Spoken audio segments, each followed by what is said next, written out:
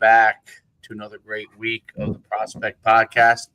I have Coach D to my left, and I have our special guest to right below me, Coach Long from Moravian College University. Actually, now sorry, Moravian University, the head football coach there.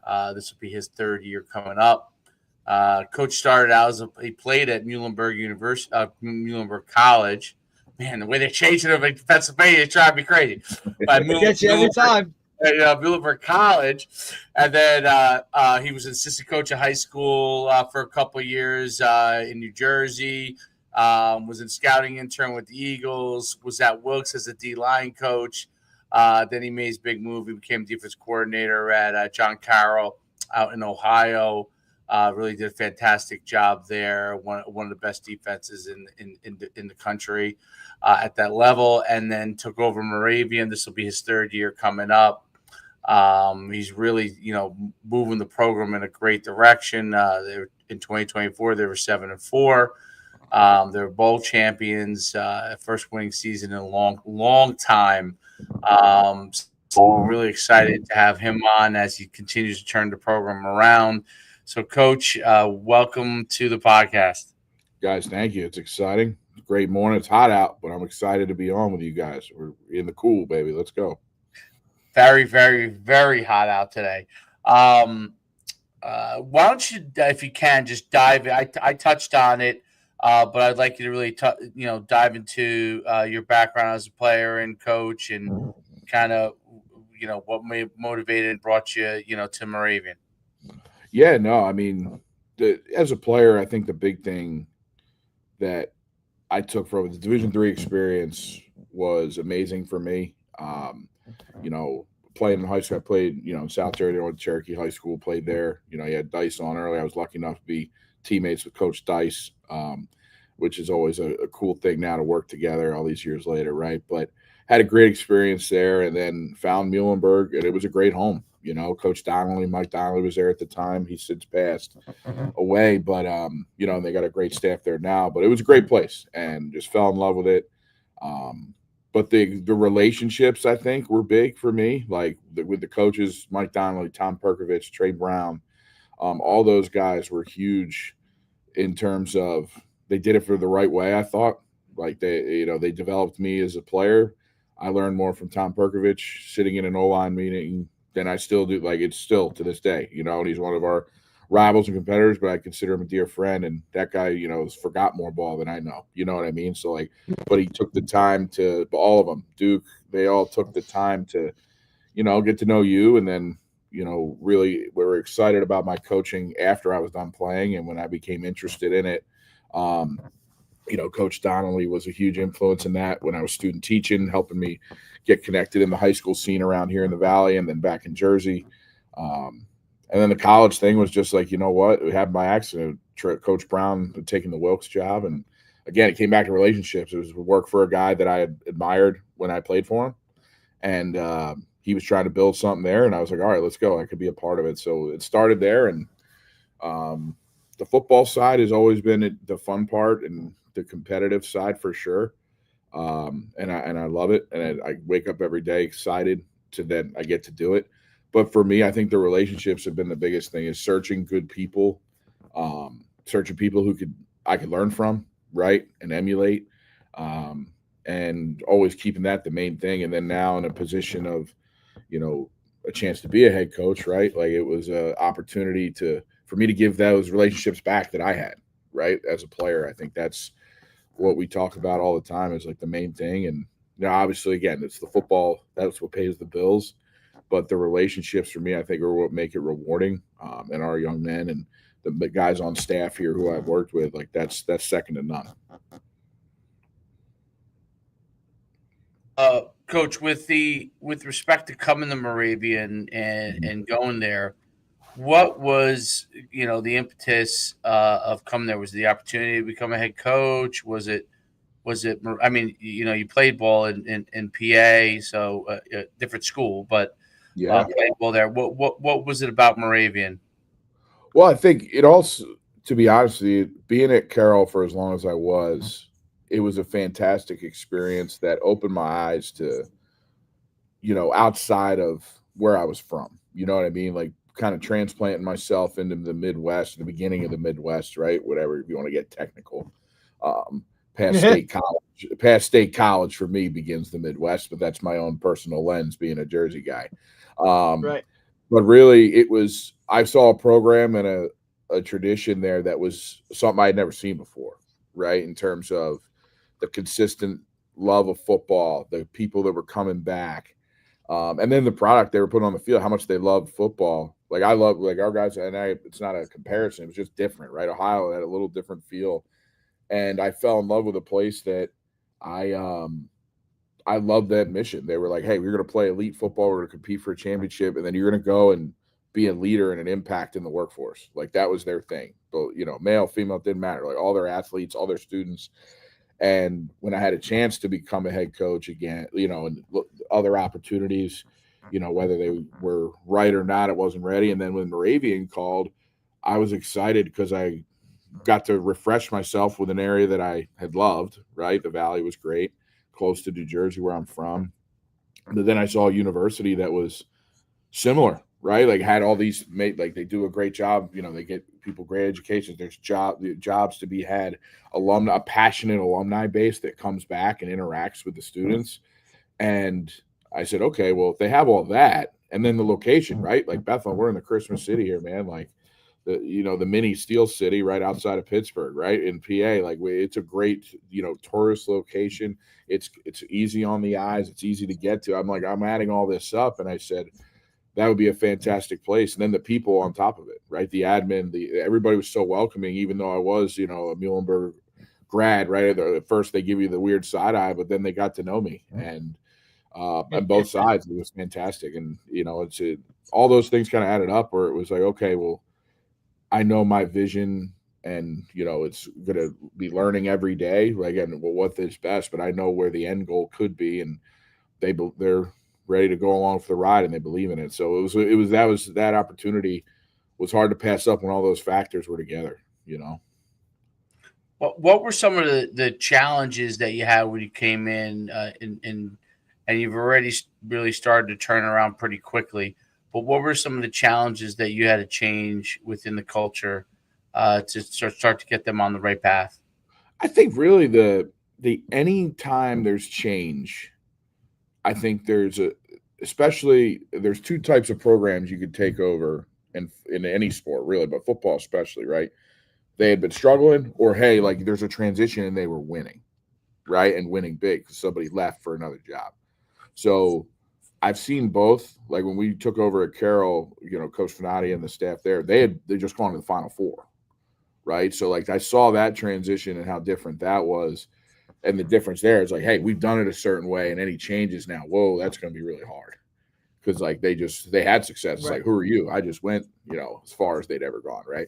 So when we came here, they had been struggling a little bit, but the big thing I would say that the changes were they didn't know what they didn't know, right? Like I think you get into a habit of a rhythm of, hey, this is how we're going to do the off season, or hey, this is how we're going to do the weight room.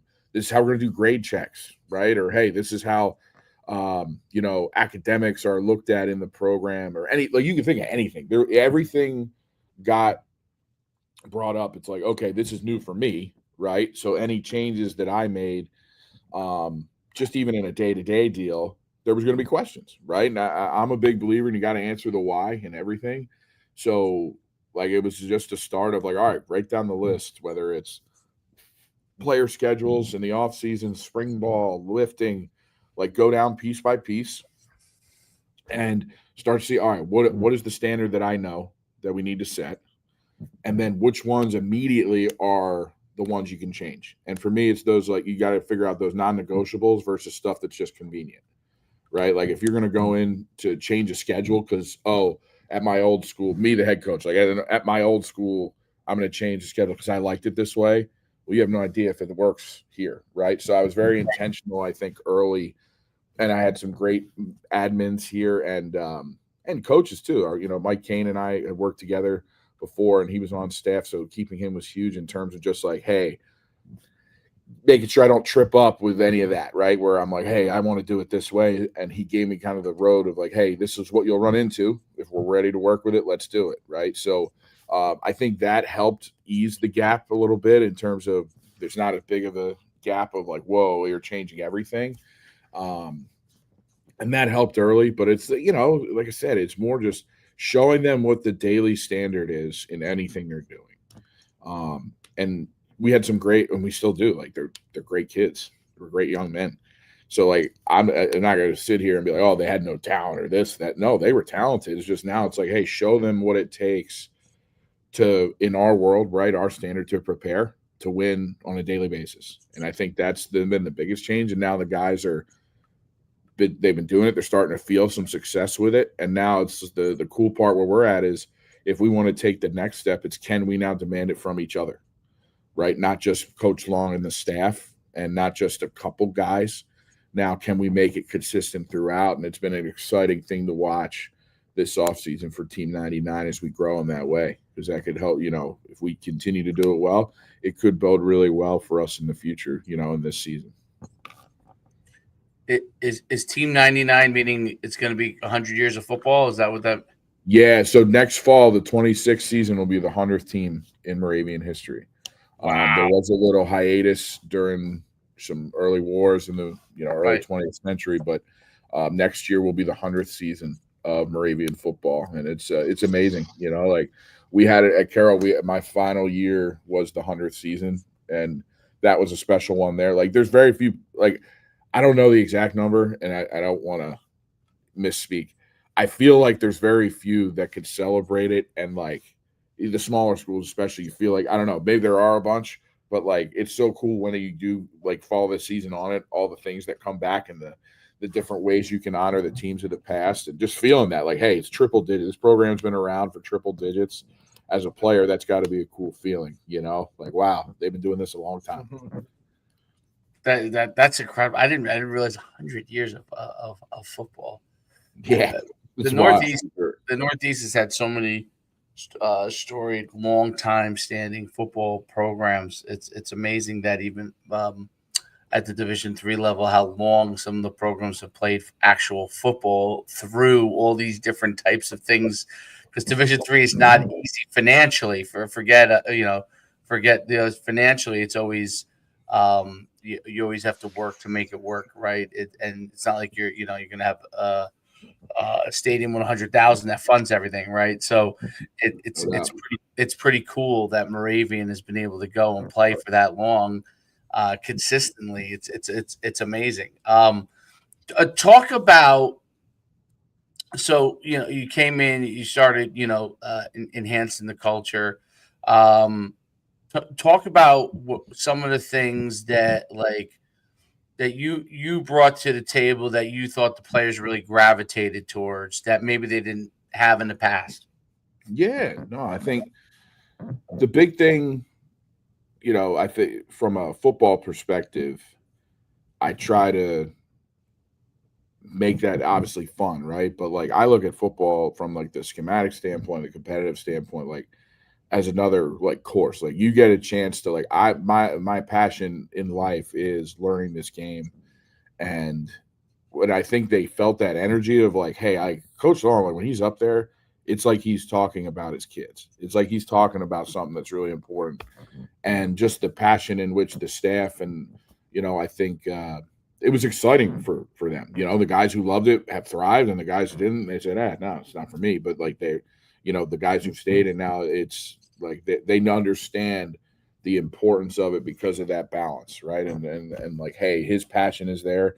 So I think that was number one. And then really I like carry that over into everything that we're doing. Like I think the consistency was the big thing.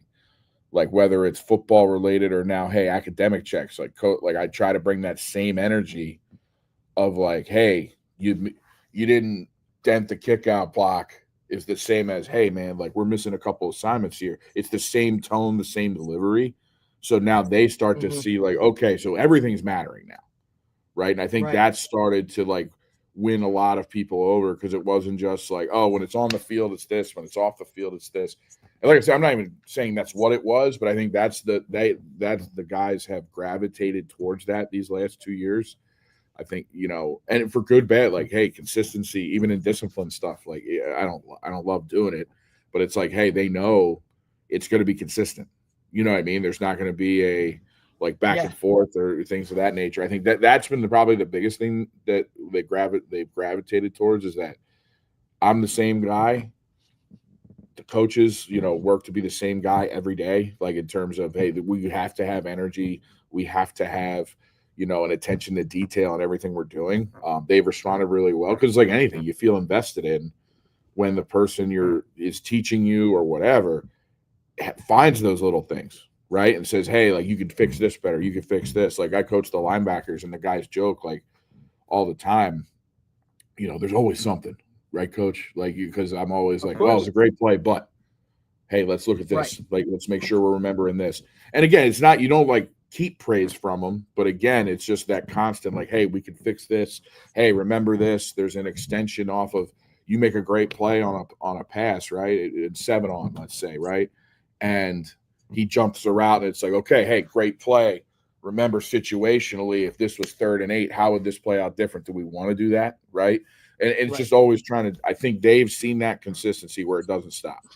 It could be January, it could be August, and I think that's. And coach, I think that's a great point that you make, right? Like, because I think that's what a lot of football coaches specifically, and just coaches in general, they really struggle with that consistency, that always, here's the standard, this is the level that it has to be, to almost bring that every single day, whether it's a morning lift, an afternoon practice, a meeting, right? That consistency over and over and over is, I think, something that a lot of coaches struggle with. It's real easy to be, all juiced up and ready to go on day one. But, how are you on, a February workout at 5:30 in the morning? Are you bringing the juice that you're doing on a Friday walkthrough before game day? I think that consistency, and we know football is a struggle in that, because you practice way more than you play. It's easy to get up for games and those types of things, and look, I'm the same way, right? Like, guy, a pass breakup. Hey man, like, that's a great play. That's it's a good play, but let's make it a great play. What would have made it a great play? Well, if I would have stuck my foot in the ground and had a better angle here, now it's a pick six, right? It's that little attention to detail that I think initially the guys are like, hey, what the hell? Like, I thought I made a good play there. It's like, yeah, that was a really good play. And you praise them for that, but you also got to explain, hey man, there's more to it. Like, you can turn that into a great play. And I think that's where consistency and those types of things across a staff, right? Because we know some guys aren't going to be up every single day, but it's somebody's job to get that juice, right? So that the kids feel it and the players feel it.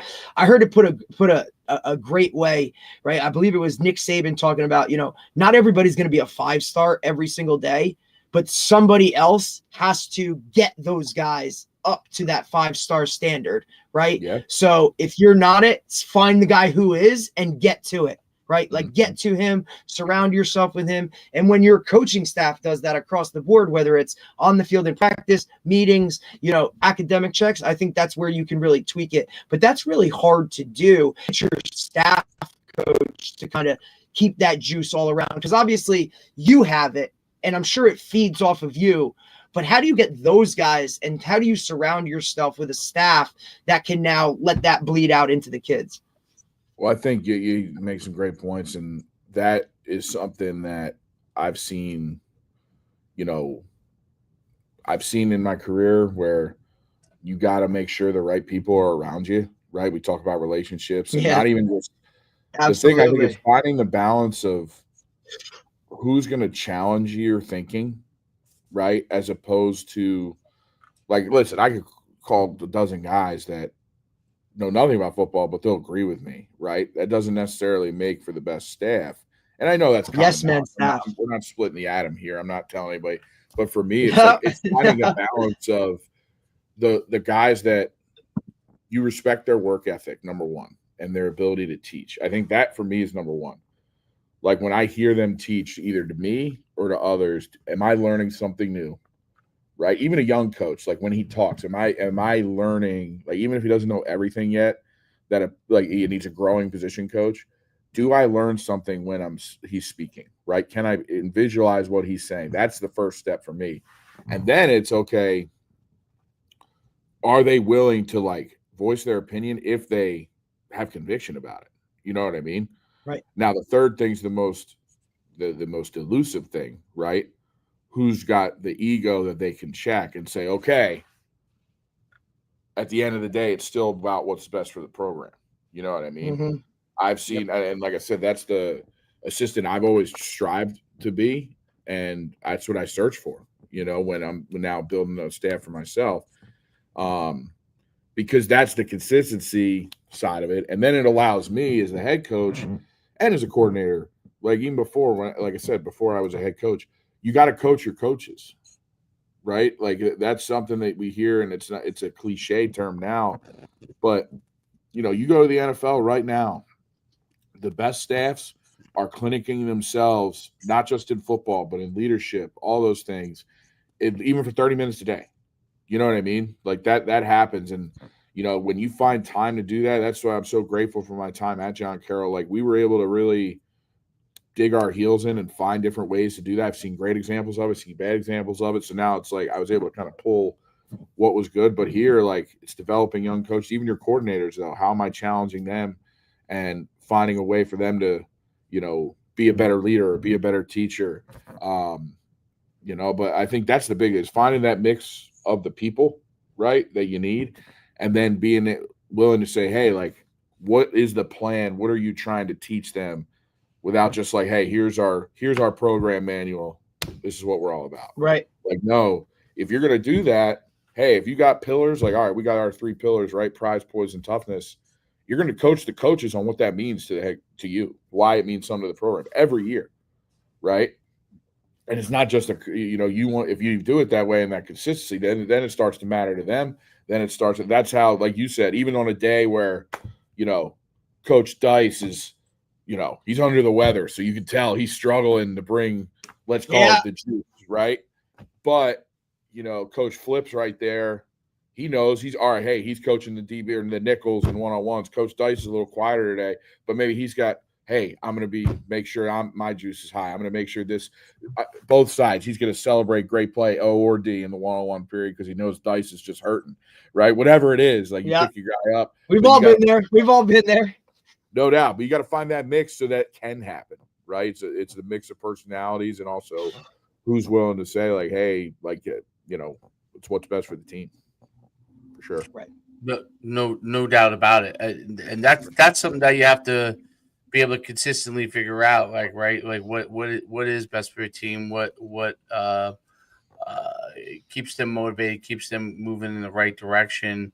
What recruiting wise, are there changes to what was being done in the past to what you're doing? Are there new emphases that you might have? So talk a little bit about that. Yeah, I mean the big thing. Yeah.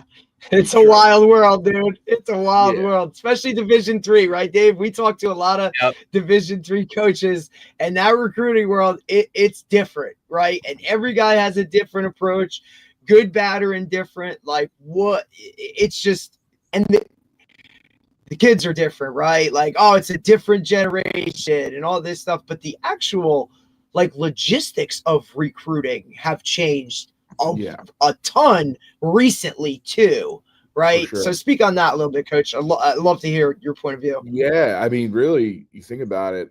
Back when I played a don't worry, Coach. We all say it. We're the old heads now, dude. We're the old heads. Let's go back to the late 2000s. Okay, so we're 2008 through 10, right? I was playing in high school. I remember recruiting was, if it was not, and again, I won't speak to scholarship recruiting. I was 5'11" center, 5'10" on a good day or a bad day. I get it, right? So I'm not going to speak to the higher schools. But for your Division III, Division II recruiting, a lot of it was a give and take of like, hey, I made a DVD highlight tape. You sent it out to a couple coaches as a junior if you were interested that early, right? But a lot of times it became, all right, after your senior season, the schools would come in. They call you out of class. Your history teacher would get upset. You know, you go down and you meet with, right, because you're missing all this class, right? But You're then you pissed had every other day, every other day, right? Every period, it's always fourth period. What the heck? You know, so that was the way where, and again, if you had a good year, right, you'd probably have 40 or 50 schools that come by in a 3-week radius in the winter. It was usually like Thanksgiving through right before Christmas break, right? Yep. And that held up for the most part. Even when I was a player into the beginning, when I got to Wilkes, that was still the model, right? For the most part, they would go to camps, right? That's where I started. That's where, as a coach now, I got introduced to evaling at a summer camp before their senior season, right? But the communication and things like that, I think a lot of things too, started to get more and more generalized. Like, hey, mass text messages, mass emails, all those things. Like, hey, get you up to campus and see what bit. That was like 10, 12 years ago at the smaller levels. And then it kind of flipped on its head when social media and Twitter got like approved. Because remember, it used to be Twitter, you couldn't follow a kid. So they could follow you, right? And you had to do the old follow and unfollow if you wanted them to like notice you. Right. It would give them the notification. This guy. Hey, this guy from. Hey, the Wilkes coach. Follow. Like, hey, he's looking at me. Okay. That was the old, the life hack, right? To get it right. The rope. That was the rope and dope, right? Like that's the little rope and dope. I didn't follow him. What are you talking about? He followed me, right? I don't know what you're saying. But now that's gone. Right? That's gone. Like we could go. Social media has changed a ton of it. But now I think it's become, especially with the portal, there's a lot of places where it's going to be a volume thing, right? Hey, as many guys as you can. And I'm not saying like not quality people, but it's like, hey, the more you get on campus, the better. Of course. Right? Because out of that, the trickle-down effect of shaking out, like, all right, hey, some guys go here, some guys go there, then you round out your class. But I think the biggest thing is the early identification that has changed. Like we go out in the spring. Right, Division III. That's new in this area. Isn't that crazy? We started doing that in at Carroll the year, right before COVID. I'd say we started going out in the spring. 2018, 2019. I think that was like somewhere around. I don't know what was happening back here, but then when I got back, that was the first thing we instituted. Was like we may not hit every school like in our 3-hour radius, but hey, here's your area coach. Like, I have the Valley here, the EPC. I'm going to make sure I am at the very least like visiting a lift, visiting a school for a workout. Yeah, just to make sure and to get that information on those rising seniors, right? And then I can watch if they have tape. I go back and now we eval it like as a staff. Like I'm in charge. Like each guy's in charge. And when you go out in the spring, you got to eval those guys, have them rated in our what our system is. But then we're going to watch them together, especially the local guys, right? And at least the juniors, so that kind of shapes your summer visits, if you will, because now there's visits in the summer. It used to be, hey, there's an open house here. I remember going to Gettysburg College's open house in 2008. Yeah. Right? It was awesome, right? But it was a big group thing. And now it's like, oh, no, like you need to be able to have either some junior days that are just football or, hey, come up to campus for a visit. If you don't have that and you're not wasting the summer, but if you're using the summer without visits, you're going to be really behind. You know what I mean? Yeah. And again, there's programs too that have been really good, that have been winning, that maybe don't have that urgency, and that's okay. Like they have a different model. Like I'm not here to tell them it's wrong, but when you're trying to like climb the ladder, that's what we found is like, hey, you got to be ready to recruit spring, summer, and then fall as well, right? Because then that winter period now can't be the first time you're seeing a kid, right? It's got to be, hey, I'm following up. He's been to campus 3 times. This is the third, fourth conversations we had. I met him as a junior at a mega camp, right? I saw him. We identified him. We've looked at his film as a staff. We've broken him down. He's here on our big board, right? Yep. Okay, hey, buddy, why don't you come to campus? I think that's one of the biggest things, especially D3, especially your place, right? Like, you want to get guys on campus. It's what I tell my high school guys. Like, look, man, all of these places, like, a coach can make anywhere look pretty, right? And I can smoke and mirror you to death through social media, and I can talk it up, but you gotta go to campus and see what it is. And I'm not just talking like the facilities and the field and see a freaking uniform. Like, dude, you got to know where you're going to be living, because for as much time as we put in Division 3 wise, right? And obviously it's a lot, but there's still time where you're got to be doing other shit, man. And you got to be on that campus. Is it like, are you comfortable in that geographical location, right? Yeah. I like, you're a 3-hour window, right? Like, so I'm assuming it's, hey, here's Moravian, 3 hours, any direction, draw a circle. This is what we're looking for, dude. So think about 3 hours in terms of where guys are coming from. That 3 hours, they may have never traveled or understand anything about where that is. When you can go on campus,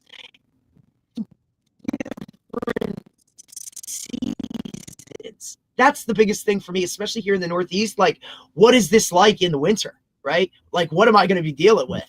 Is that, you know what I mean? Like, small school, big school.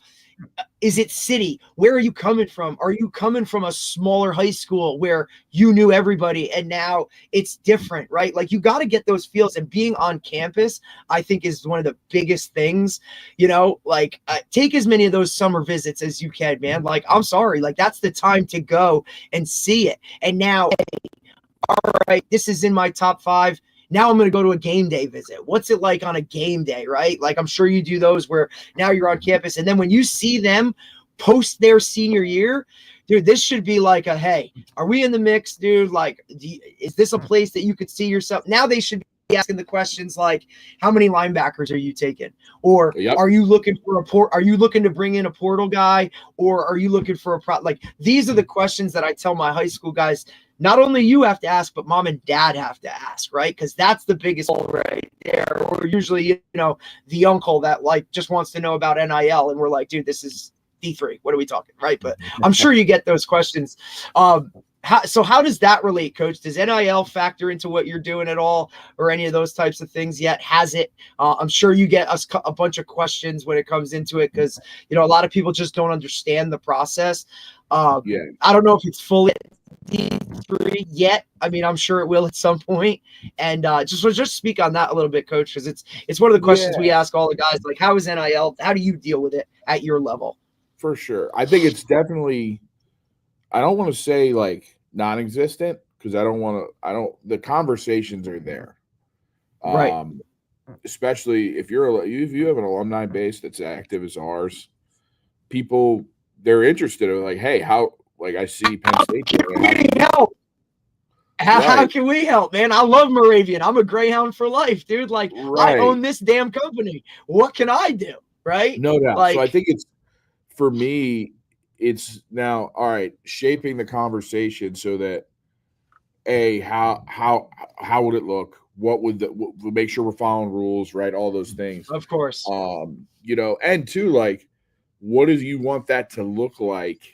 Yeah. For your team. Because here's the thing, right? Like, if you're going to be honest, let's say you can get, NIL, let's say for a round number, $1,000. Okay. I can get $1,000 if I tell them the top quarterback, in our incoming class, right? Well, there's an element to that where, yes, that could happen, but what does that say down at our level, right? Like, I think, and at any level, it's this, it should be this. You still got to go put it in the sweat equity. So if I'm investing before, that would be really hard. Word. You know what I mean? Like, that would be hard for me because, like I said, I know I can evaluate talent. Like I said, that's not right. Like, I've proven that, and I will continue to do so. Like, and that's fine. But if I invest in it before it's done the work, that's really scary. So, like, in my mind, I'll flush this out right now for you guys. I haven't like put it down on paper yet because it's still so new. But for me, the ideal scenario of NIL Division III, like for us, like if somebody said, "Hey, here's X amount of dollars, do with it what you want. I want you to be able to help your kids," right? I would have, like, in my mind, hey,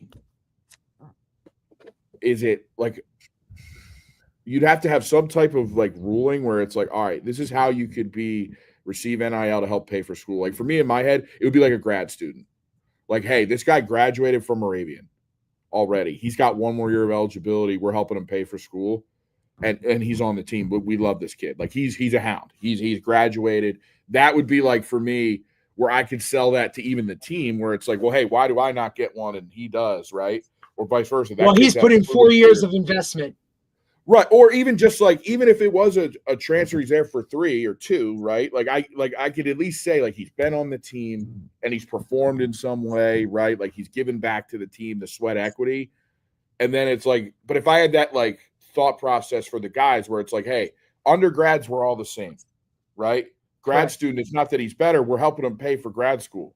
You know what I mean? That's a cool thing we can do because we can't give a full scholarship. But then it would like, does that make sense where it would like equal the playing field? So like in my head, that would be the one way it could work. Because the rest, I would feel really hard. Like when we talk about, everybody on the team having the potential to be a leader, everybody on the team needing to like continue to rise and compete with each other. If I start putting a dollar amount on the guys before they get there, I don't know. I'm not equipped to like do that the right way. You know what I mean? Like, well, I think it's kind of, Coach, when you compare it like how the NFL draft used to be back in the day, where the Sam Bradfords of the world went number 1 overall and got these astronomical contracts before they did anything in the NFL, right? So now they're walking into the locker room with this number that's very much public and everybody sees it. Well, I've already done this for 4 years. Why is he making that? Right. So I think that's kind of comparable in that way when you kind of look at it. And obviously now you see it flip the switch totally, and they've capped that where now the young guys like, hey, if you can get a really good quarterback who's playing on a rookie contract, right? Like, like a Jaden Daniels type situation. And now, okay, year 5, like he's proven it. And now we're going to go, here's what he's getting. Right. I think whatever program within Division III figures out how to make this work and then can use trickle down portal guys to kind of plug and play, right? I think that's one of those things that could possibly work. But the one thing, and Dave can attest to it because we've talked to a bunch of guys in regards to the portal, right? Shifting from NIL to portal stuff, it's the right fit. And if you're building a culture and a team, they have to understand like what this guy coming into, that's great that he's played here and he's got these stats and we know he can do all that stuff. But what does he do when he's in that locker room? How is he? Is he just a hired Hessian? Is he just a hired hand to come in for 1 year to be that, that D that comes off the edge and he's like, every third down we know like here comes a sack or a hurry or one of those type situations. But what does he do to that guy whose spot that maybe now he's taking reps from, who's been there and you've developed him and kind of pushed him to that neck and he's right on that cusp. And now all of a sudden he thinks coming out of spring ball, he's one thing. And now he comes back to ball and he's the 2 on the depth because you brought in a portal guy. Yeah. So, go ahead, Coach. Speak on that. Yeah, no, I think you bring up 2 really interesting points that we definitely should touch: the portal and then that coming out of spring ball, that competition within. How do you handle that? So number 1 for us, what I found, because we had portal guys, like we had, of course, you guys talked with Dice about Bingham was a portal guy, the receiver who ended up, getting his little mini Colts camp invite, which was fantastic. And how awesome is that for eyes on your program, right? Like guys, D3 this, cool. D3 that. Like, hey, dude, look at this guy. Like, come on, man. Like he had how many receptions for? I mean, woo. What a grab! In 2 years with us, he rewrote the record book, and God forbid if he had played 4. But again, it wouldn't have happened, right? Like it's the nature of it. So I think the big thing with us, because we have other guys who are in the portal, I'd say probably right now we're gonna have 115 in camp. I'd say 15 or so over the last 2.5 years have been portal guys. If I'm being honest, like just truly counting, like, do you have a roster cap? Like, I know the NJAC has a roster cap of, like, you can only bring so many to camp, right? Because I'm a Montclair State guy, so the NJAC always capped it. it was always like such a thing. Like I know Mount Union brings in like 210, right? Like they're just like bodies for days, right? Like, but I know the NJAC capped it would be really freaking like specific with what you were bringing in, what you needed, what the expectation was, because that can't really change in season, I believe. You know what I mean? Like it's been a couple years since whatever, but like I just understand that. So 115 is what you bring in, and you said 15 guys have been so like right now more grad guys.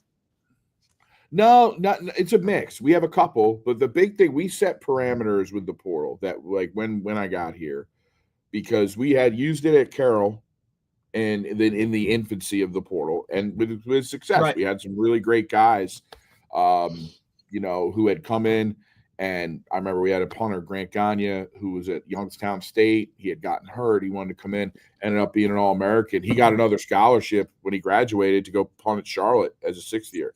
He got Go ahead, buddy. Like it was awesome. So like, can you believe we're talking about guys with 6 years? Talking about guys no 6 doubt. years. But it was, I'd seen it do well. And then my big thing though was this with the portal. A 1-year rental is almost always not off the table for me. I need 2 or more years of eligibility. Okay. The reason being, will they go through an off season with us? The answer has to be yes. Even if they're coming in the fall, like JB got here in August of 23. I knew he had 2 seasons full of eligibility, which meant 23 and 24. That guaranteed at least one off-season program with us in school, because that's also too like, hey, that's a camaraderie driving, tone setting thing. That hey, even like you said, with all the accomplishments, like Jordan Bingham had played for Valparaiso, like he had catches, and I think he had a touchdown against North Dakota State his freshman year. So like kids can Google that and be like, oh wow, this kid's coming here, right? He's played at a higher level, right? So obviously he's got a little bit of skill. But then is he still going to earn his spot, right? The other thing that we do, and I will say this, like gun to my head, our guys, like I said, I had a couple backers that are portal guys, and they, since I've been here, and they know this to be true. We never put them right at the top of the depth chart. So you got to work to get that spot, man. You're just not. This isn't like a like sit in the meeting, like coach, I'm only transferring in if you give me, Yeah, I'm not transferring in unless you give me that starting role or tell me I'm right now. Like that's not happening at Moravian. Correct. And again, it's not a big thing. Like we don't make it like, hey, here's the depth chart transfers. You're down here, the returning guys are here, or vice versa. Like we talked about, and this is to the second point you brought up, and it goes back to what's changed. Competition is our equalizer. Competition is our standard. So because I was taught at a young age, okay? I remember my dad told me this when I was 9 years old. I made the little league travel team in our town, all right? I was very excited. Baseball guy. All right, coach, swing it away. Go get it. Very excited. Just finished a pitching machine. Now it's first year kids, and I got a couple hits, right? I was all jacked up. But my father told me at that age, he's like, hey, listen, like we're not moving, right? So you got to understand something. Now that you've done this, there's a target on your back. Every kid your age is going to come to that job until you're 18 years old and you move away. Boom. So that stuck with me at a young age. Yep. And don't get me wrong, I was not the most talented. There were kids that in high school, like, hey, baseball-wise, they did beat me out. They were better than me, right? Now I had to find another way to help contribute to the team. Right? Like there was a younger catcher, I remember. And at the time I'm all immature and I'm like, oh, I hate this kid, but he was outworking me at that craft. So I had to find another way to help the team, right? So that's real stuff. And now that's what we have to live here. I tell guys all the time, like, listen, you need to work as hard as you can for as long as you can, and that'll put you in a spot to have a chance to have success. But no, it's every day you have to be at your best. If you're not producing, I'm going to tell you, I'm going to show you how to fix it, right? But if we don't do it, there is a chance you come in and you will get passed. But again, the elusive thing is you get passed if you allow it, and then you allow it to take over your whole persona. We had a young man, right? Jeremiah Espinoza, okay, who just graduated. He is one of the best and brightest young men that I've ever had the pleasure of coaching. He started at linebacker before I got here. So, mind you, he had played as a freshman, sophomore, all special teams, and he worked his tail off. He played for us in 23.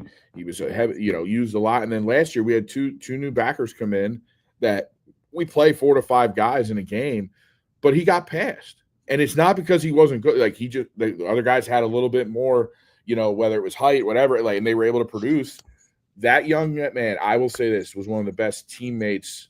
Like I said, I wasn't with him 24/7, but just like how he handled himself, what he did, he became a core 4 special team starter, essentially the captain of special teams, and dialed in so much. We had a guy get hurt for 2 weeks. He steps in like nothing, like game plan doesn't change. No change. Right? He's ready to go. We're able to win a couple ball games in the conference, in a row. And he was a huge part of that, right? And I now that he's graduated, I'm happy to say his name for him and tell him, like, hey, man, like, I can't thank you enough, right? But he's like that. Right. I use him as an example. I was like, he's the example. He's the Greyhound. Right. He got passed. Was he happy? I'm sure there were times he's like, screw this guy. I can't believe it. Right. I played before he got here. And then to the teammates, like, dang, that guy took – but he wasn't about that. Like, that's what you got to strive for. So I think the portal for us is like, I'm searching for that guy. I want a guy coming out of the portal that's hungry to play football and get a great education, but also wants to be a part of the team.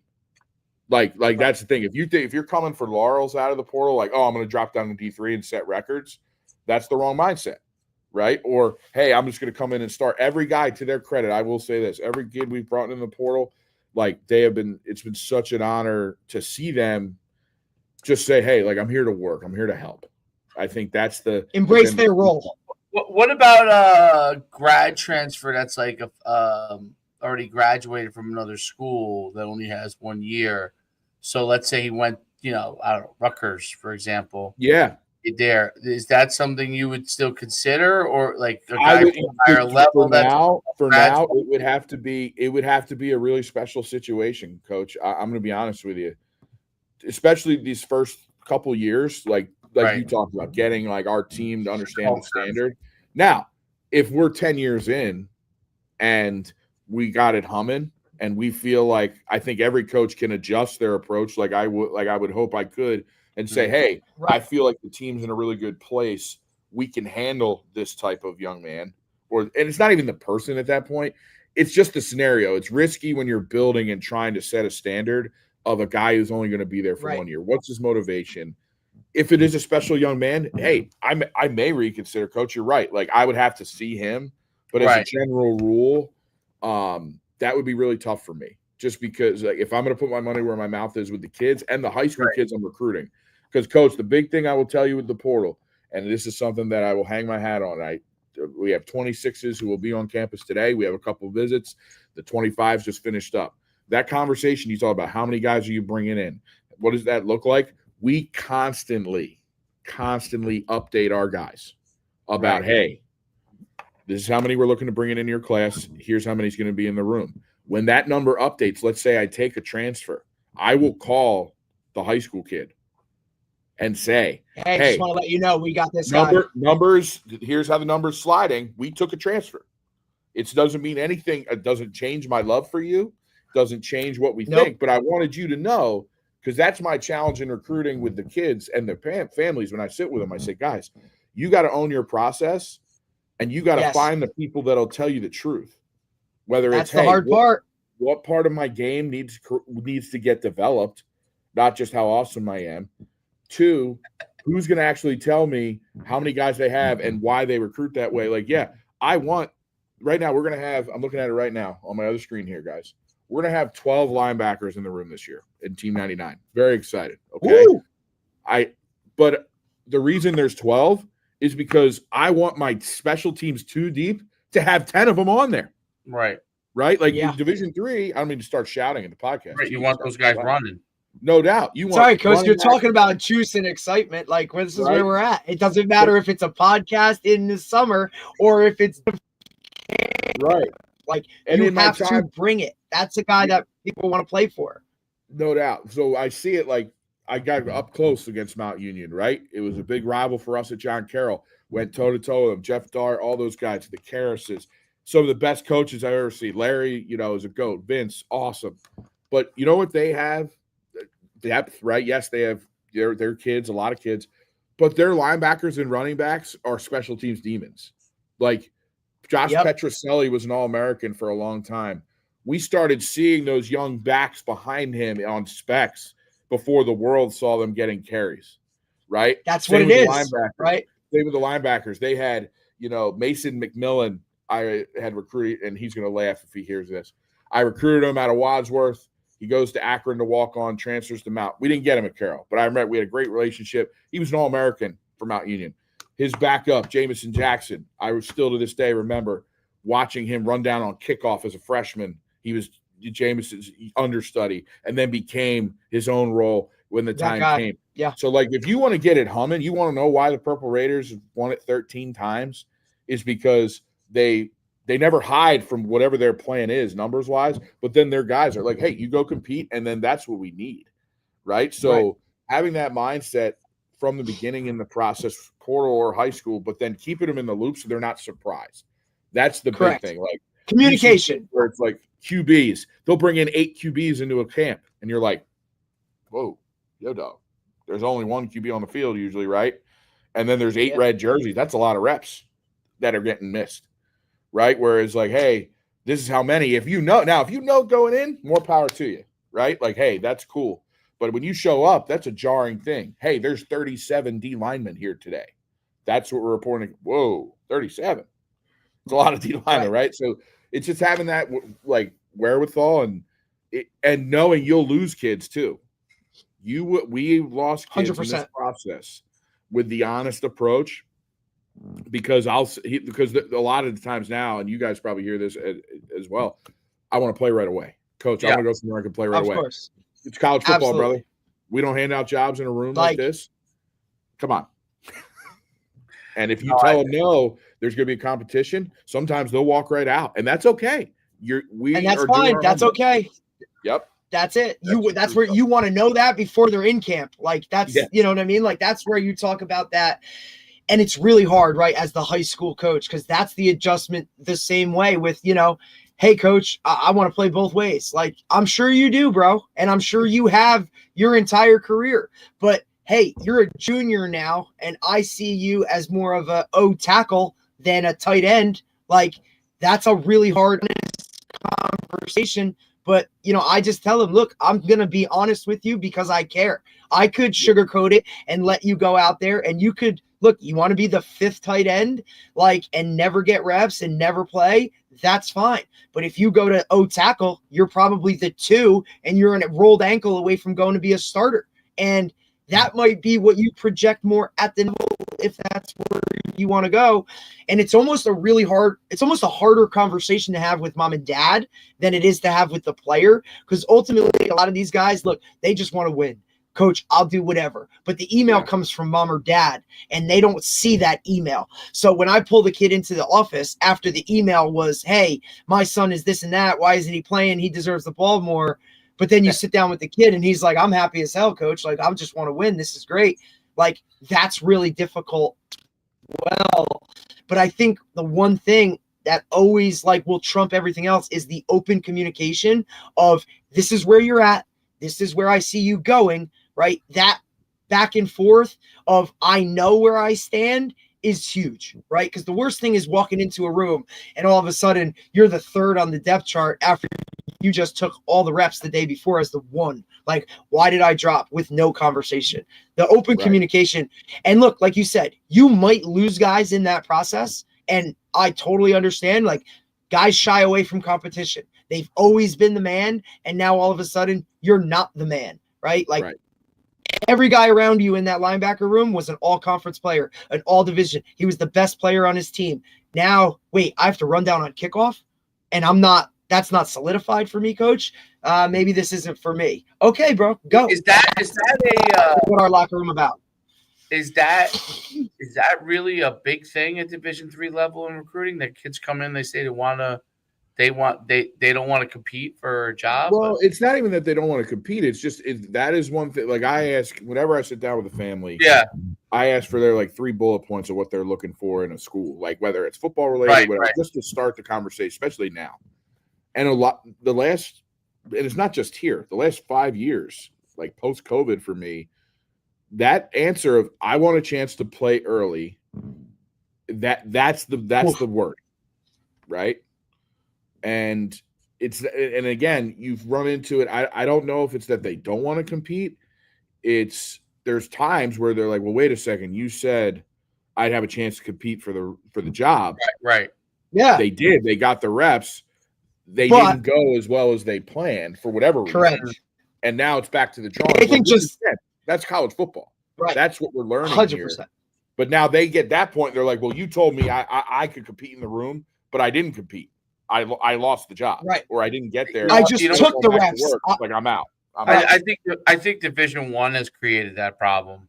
So because what's happened is I always say it's like it happens at the extremes, the 4 and 5 star level, right? The 4 and 5 stars, the kids see on social media those kids getting an opportunity. Like Jeremiah Smith, right, goes out, balls out, right? And kids have a hard time, in my opinion, deciphering the difference between where they're at and, because they look at themselves like, let's say I was 6'1". Well, I don't know what Jeremiah is, but let's say he's 6'1", 190. Well, if I'm also 6'1", 190, right, but I'm going Division III, they're in their head, they don't really, it's very hard. And because of all the things that they see, I think that's where a lot of this societal influence has as much of an issue as parental or their own kind of misunderstandings of things, is that they see that and then they think that I'm going Division III. I know I'm not going to Division I, but I'm going Division III because that's going to be my opportunity to start earlier. And I think that they don't really understand that part of it. They don't really understand that the difference in levels and as well as you think they should have been. And I think a lot of it is because it's so easy to go and look online and see a guy that's going Division I or going to a higher level and be like, I know that guy. I played against that guy. I was kind of competitive with that guy. Yeah, or well, even if they don't think they're better, even they'll say, "Hey, I was competitive with him. Like he didn't blow my doors off." And a lot of times in high school, that is true, right?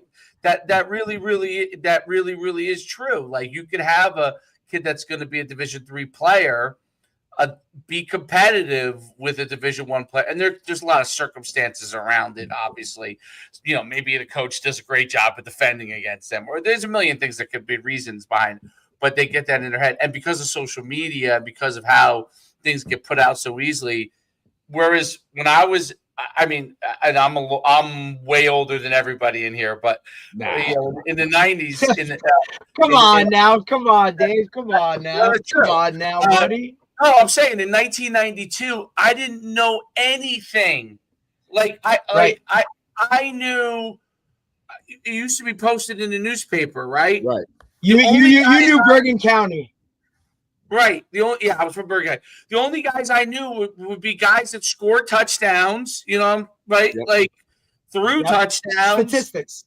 And even I'll tell you, even kids I played against, like I didn't until my coach told me, when we played against Stanley Jackson, I didn't even know who Stanley Jackson was. Okay. But they told me this kid, he was like a sophomore already, had a bunch of offers. And, I went to which was FCS at the time. But I didn't know anything, you know what I mean? And so the coaches were like, listen, you have a good game against him. Right. Like, you'll solidify a lot of things. So I was just like, all right. But that was the only person I didn't know. Little did I know they had like 4 or 5 of them guys I could run like the wind blows too, right? So I couldn't even tell you their names. That changed a lot with kids, and so they're very aware.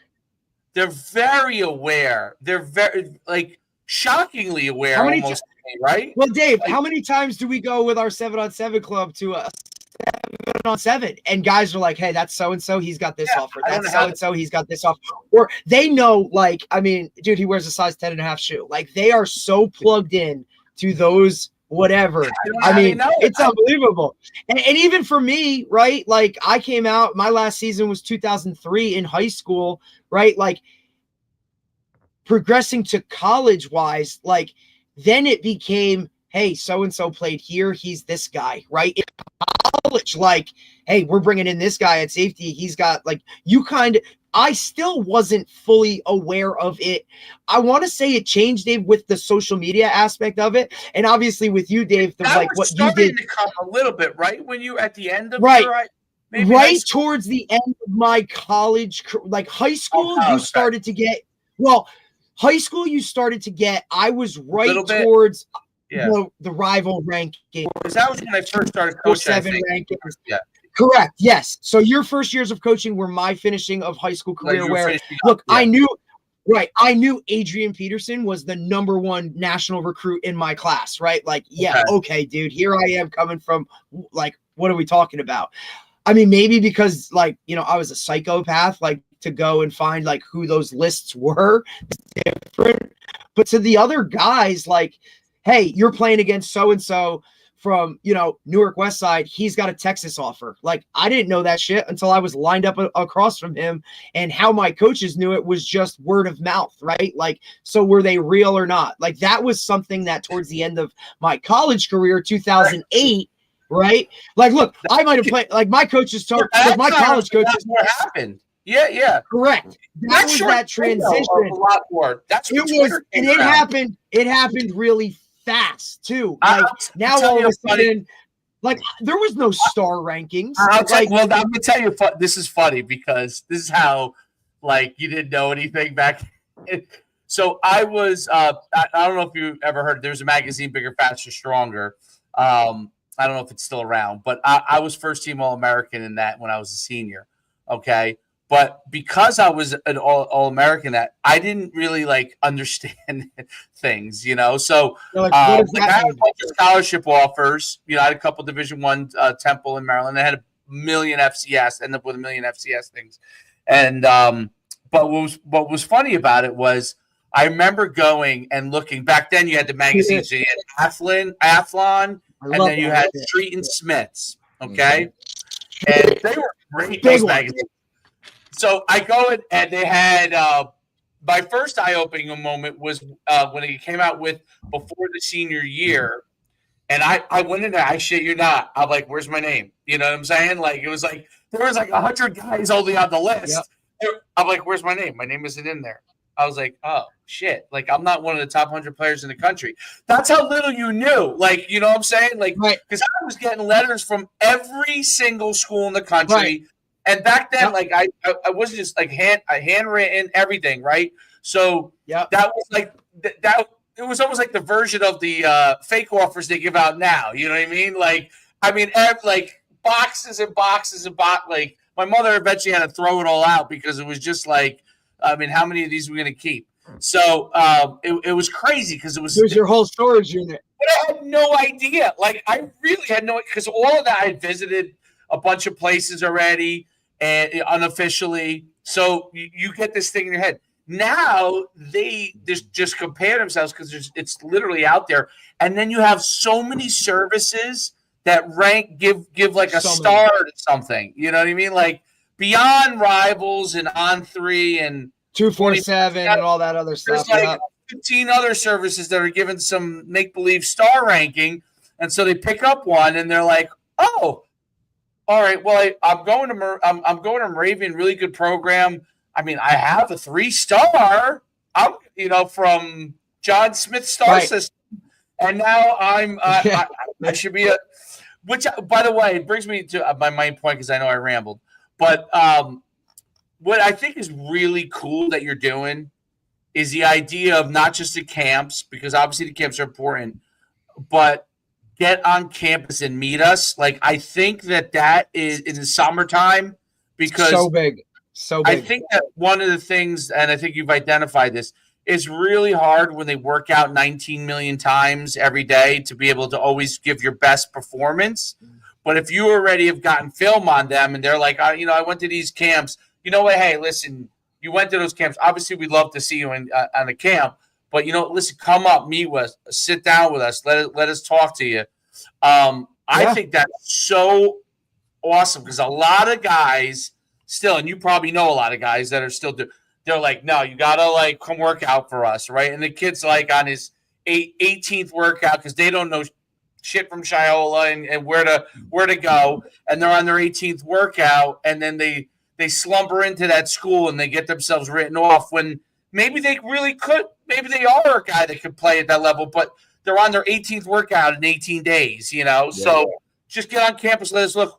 Hey, listen, here's our film. This is what I think where you fit. This is where, maybe you're close, but we'll keep an eye on you, Talk about, how you kind of really – because how that really starts to form the relationship. Because I don't think kids understand how important it is for them to sit down with you face-to-face. I know we touched on it. Yeah. Sitting down with you face-to-face, getting to meet you and know what you really think. Yeah. Well, I think you make a great point of, that's the relationship starter now with the identification happening so early. It to me, it's a non-negotiable. If you're considering a school, it starts when I go in and talk to a young man in school, because we're the last sport that does that, right? Even that's going to change because social media. They'd rather DM on Twitter. Coaches would rather do that sometimes. But if I'm going to look at you in a school and I get to easier, you, right? And then I got 5 minutes to figure out for the kid to figure out would I want to play for this guy. That's it. And it's not about what the school is. They will have a conceived interest of schools. If they haven't heard of you, you maybe have 7 minutes. If they haven't heard of you, they'll be like, okay, I'll let this guy go. But if I'll entertain this option. Yes, you have 5 minutes to make an impression, and then now it's up to me. How do I want to keep building that relationship, and honor the kid with honest feedback and hey. Let's get you up here, all those things. Because the other thing, too, is there's only so many days, right? If you're going to keep it personal like we do, there's only so many days in the year. So if, let's say, for argument's sake, we do 40 summer visits that we are individual, okay? Truly, we bring them up with you and the family. Coach, that's a lot. That's a lot. And that's our part of our model where, hey, you come up, we're going to have 3 of them today. In different positions. Obviously, we plan it out. We're not just, hey, just come on up. Yeah. Right? It's got to be important because you're going to sit down. Even if this is a process, it's going to be the same when you come back for your official visit in the winter. The most you'll have there, and that's more for guys who've been up 3 or 4 times, will be 6 to 8 families that'll come out. They'll do a player panel. It's like the end. They've already been here. I love that. Final touches. So for when that player panel is amazing, Coach. That player panel is amazing. To. If you don't do a player panel, then I question if you trust your kids, because we walk out of the room and good bad and I joke I don't care if a knucklehead's on there. Let them be honest. You want that knucklehead on. That's what they're gonna. You know what I mean? What that knucklehead says is the God's honest truth as to what my program really is, and now you see it firsthand, right? Because it is what it is, man. If you're doing what you're the culture you're building, and if you're living by that code, even the knucklehead on the team, and we know we have them, and look, they're also we got them all. You can't win with no offense, say what it is. You can't win with all choir boys. That ain't gonna happen in football. That's me, right? So you need that edgy type of person, which is rare to find nowadays. That controllable psychopath, right? But he's also the one that I flock to and probably love, right? That's the guy. But when those guys can, and those parents can now ask those questions directly to that's a different world. Or just knowing that the coach trusts in his players to do that. Now, as a parent, as a coach, as an incoming recruit, I already have something in my head say, oh, that's different. Or, hey, that guy really following what his code is.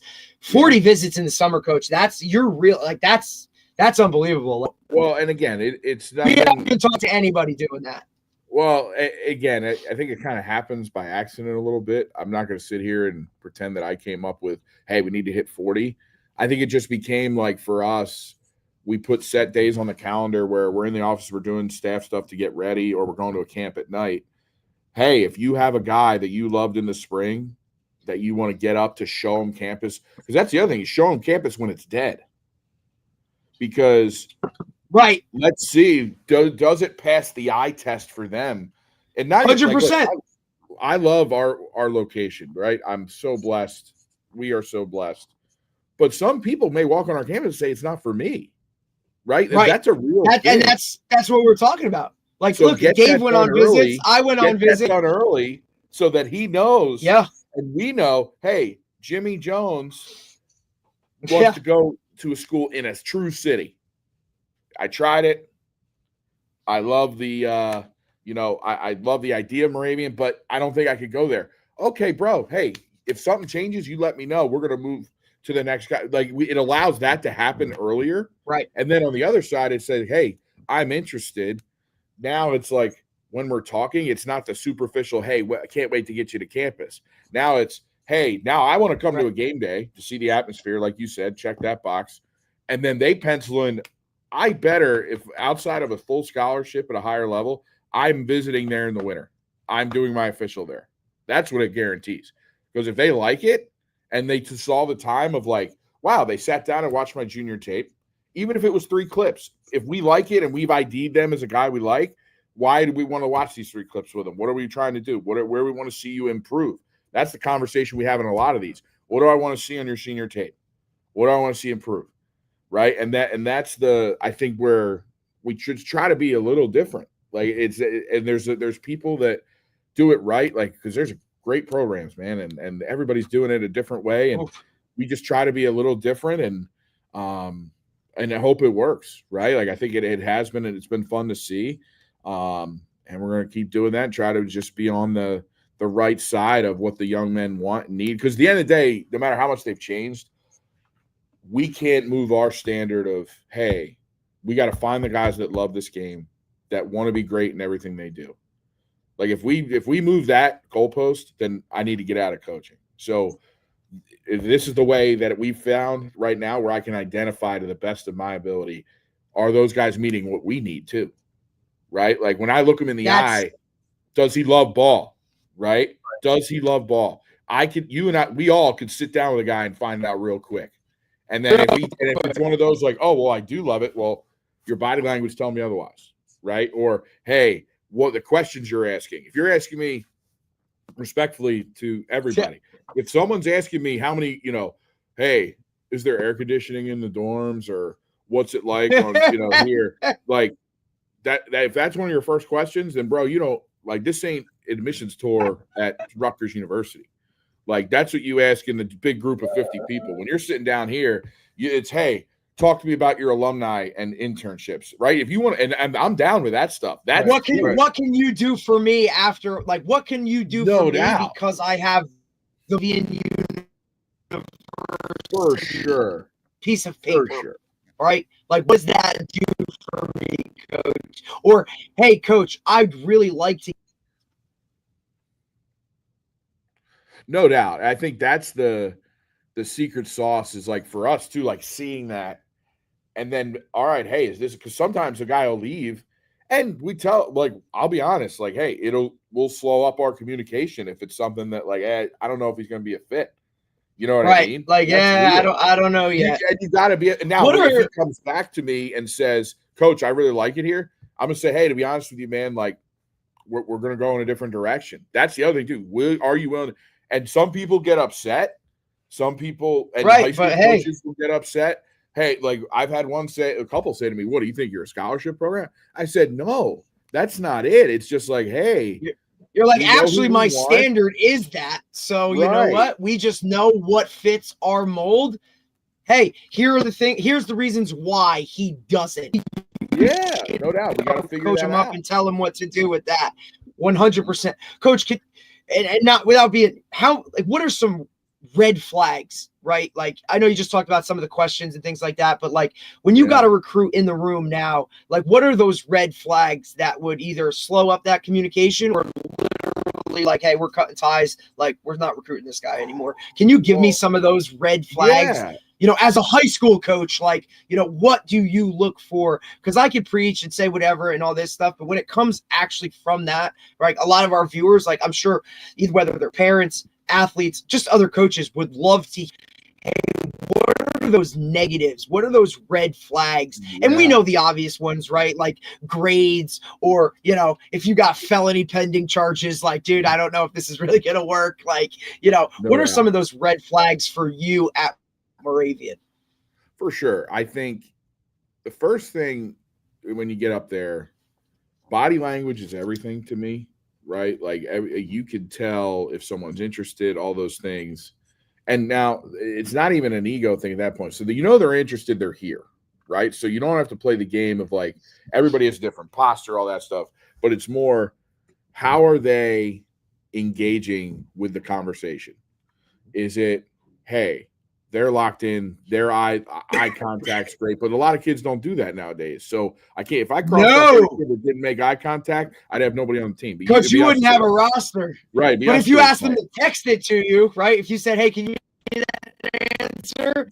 You're money in the bank. But like you want to sit down and have that, you know, hey, eye contact, shake hand, all that like quote old school shit. Like you got to find the balance. These guys have never had to. Never had to call the pretty girl's house, and when dad answered, shit your pants and said, no doubt, is Tammy there? You know, like they've never had to do that. No doubt. Like it's a very different, and it's not on them, right? Because they've been raised with a phone in their hand. So it's just, you know, go ahead, coach. You got to find the way that it's like they find the excitement. And the guys that get excited when they're talking to you can tell they're into it. It's not even it's just their whole demeanor. It radiates. And then disinterest is the biggest red flag. Like I'm down like to tell you how awesome you are and everything, but like the guys that now sometimes too cool for school, like, oh, hey, I'm a commodity. That's going to go poorly wherever they end up. Okay? So like that vibe of like, oh, hey, convince me why I need to be almost in like entitlement, almost like an entitlement, like, hey, a little bit, or just like, hey, I know I'm good, right? Like I think that has become more and more as like, oh, I know what I do well, or a parent saying, hey, I know he's the best QB in our area, and respectfully, that may or may not be true, but the vibe, or when like they'll be like, well, I'm gonna beat the guys out that you got here, like that type of vibe when you're having a conversation. That to me is a little bit of a turn. I love, you know, swagger. Don't get me wrong. You could ride a tsunami swagger and not be a jerk, right? Like, so I think it's finding you could find that balance. And to me, it goes like, are they interested? Are they excited about the conversation? Or is it like that, that body language impressed me? That's one where long-term, I don't see a ton of intrinsic motivation for them to deal with failure. To like, that's just not in the experience I've had. The guys I've had to feel like, you know, you're convincing to be there, no matter how good they are, they rarely work out when things get hard, right? And then the second thing too, like that, like a turnoff for me is like, how are you interacting with the people you came with? That to me is very telling. Don't get me wrong, they're teenagers, right? So I was a teenager, you know, like, and my mother, my father, I'm sure to this day, there are moments where they're like, man, you were a prick at some point, right, in a situation. And I know I am not the perfect child. But looking back now, that I think would be huge. Like, okay, is there a level of respect there? You know, can you like I love too, like and this is more to identify like a leader, potential leader. Can they laugh off an embarrassing question from their parent instead of like freaking out? Right? Like, why did you just say that, mom? Like, oh, shut up, mom. Like, whoa, bro. That's not going to cross me off, but that's going to, I'll star that as, all right, that guy's got some, you know what to him. You know what I mean? He's got a little bit of the id of like, wow, he's going to navigate a room really well one day. Because if you want to lead, right, you can't freak out every time someone in your sphere says the wrong thing. You got to be able to, oh yeah, that was supposed to happen. Boom. How do I pivot back? And we keep going. Right. So little things like that are what I look for. And then I just got to look him in the eye, man. Like, Yeah. eye contact be damned. If he ain't looking, I'll go, hey, brother, right here. Like, I want to see, yeah. Like, I want to see that hunger, because it goes both ways, right? Like, I was taught at a young age, like we said, to outwork people. That's how you can succeed, because I'm not smarter than anybody. I'm not more talented than anybody, but I can outwork you. But now, too, there's a part of it where, like, hey, this is how I put food on the table. yeah, man. Right? So if I want to, again, I know they're paying for it. Like, it's not I'm giving you this opportunity. That's why we don't offer kids. We can have a whole nother podcast about that. I will never say you have an offer, because I know at Division III, hey, you're paying, brother. You are paying for this experience. I'm telling you, you could be a part of something special. That's why you're sitting here. But my thing is this: I want to look them in the eye, truly in the eyeballs, because it's like, hey, man, when I'm telling, my family, hey, and it's not a bad thing. Don't take this as like, oh, we worked too hard, all this.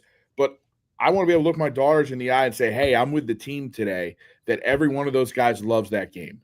If you're disinterested in that and you want to come join our thing, now I feel like, hey, well, dang, man, if you don't care, why do I, right? You don't want to play that game. So I want to get that out of the way early. If you love this thing, I will teach you till the day I die, and I will coach you hard till the day I die. And that's why you search for it. You can tell. You can look at them, and they can look at you. Oh, you can 100%. They like, right away. Really resolved in their eye of like, oh yeah, man, I know what you're talking about. And that's when I smile and I'm like, all right, we got him. Like, I know this. Yes.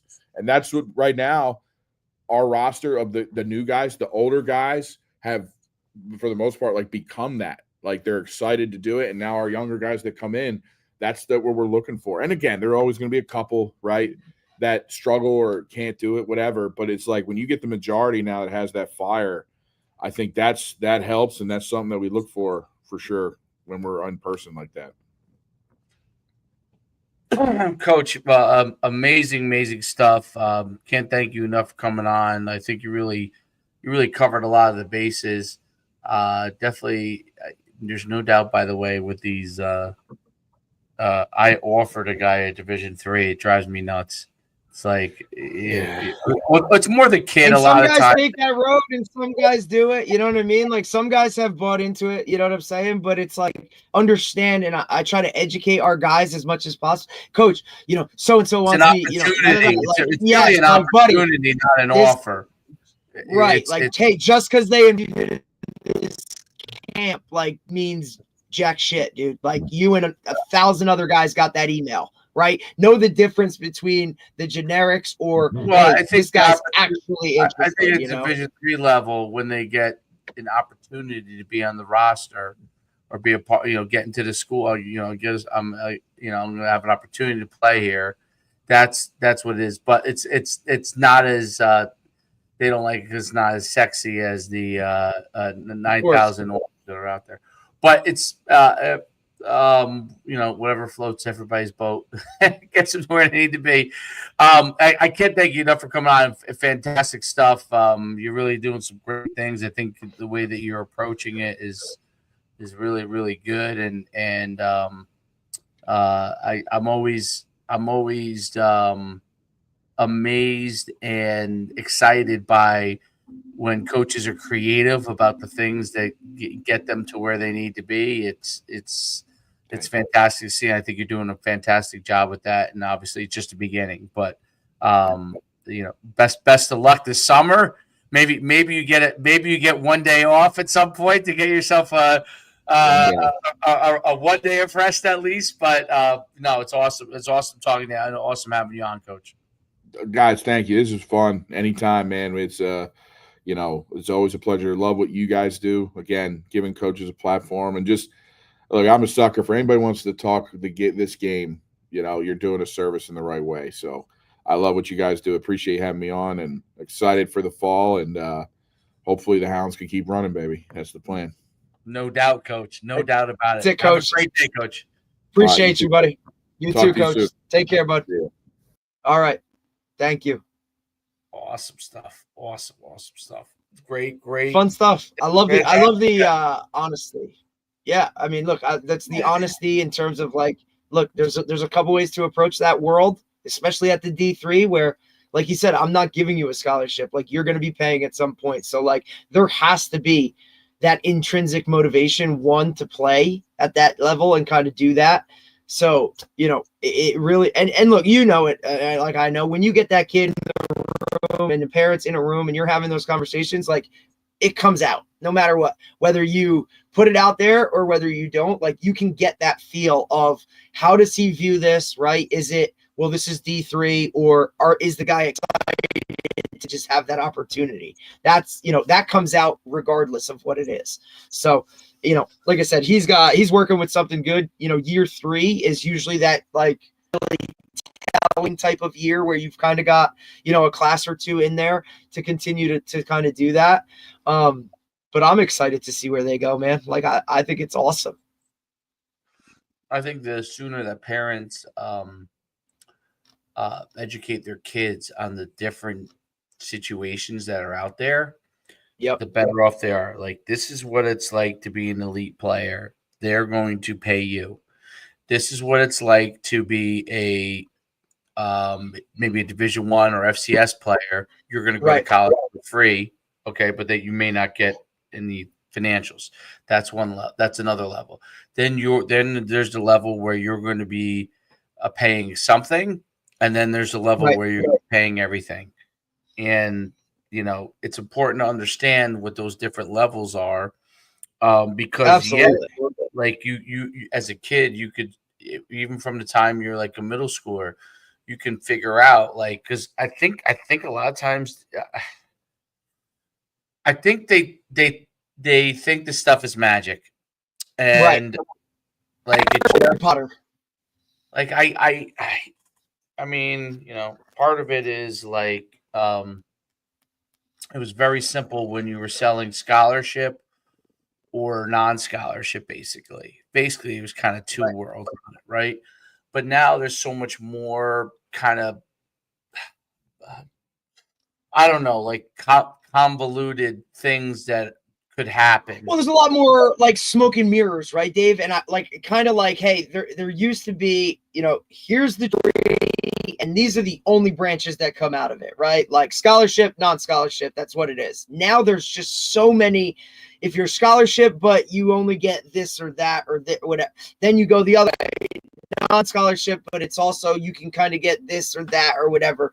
That's where I think his approach in terms of like honesty upfront and the constant communication, I thought was something that's unbelievable. Like to go and call those guys and be like, hey, we took this guy, so now the list is like shrinking. You know what I mean? Like to keep those guys updated, that's a lot of work, but it also creates that sense of camaraderie and, hey, you're important enough to call and just let you know that we took another guy, right? Like, I think that would resonate with some people in terms of, hey, I like that approach. Whereas, just like the, oh, wow, I didn't know that you brought in another 2 guys or something like that. Let that open communication, I think the foundational pinpoint is huge, especially like in nowadays where the transfer portal is such a thing. So somebody might not go to Moravian initially, but hey, I didn't like the school I chose. I'm coming back. I still have a really good,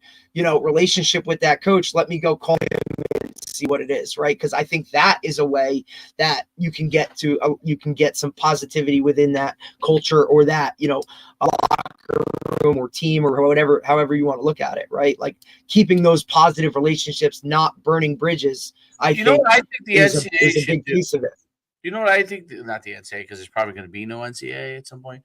But what I think, not once the SEC and the Big Ten go. I think what they should allow them to do, and I was thinking about this as he was talking, and I was trying to like figure it out. Like, it really sucks for the kids, okay, that you get the only time you could really like get on a college campus and work out is in the summer, okay, when nobody's there.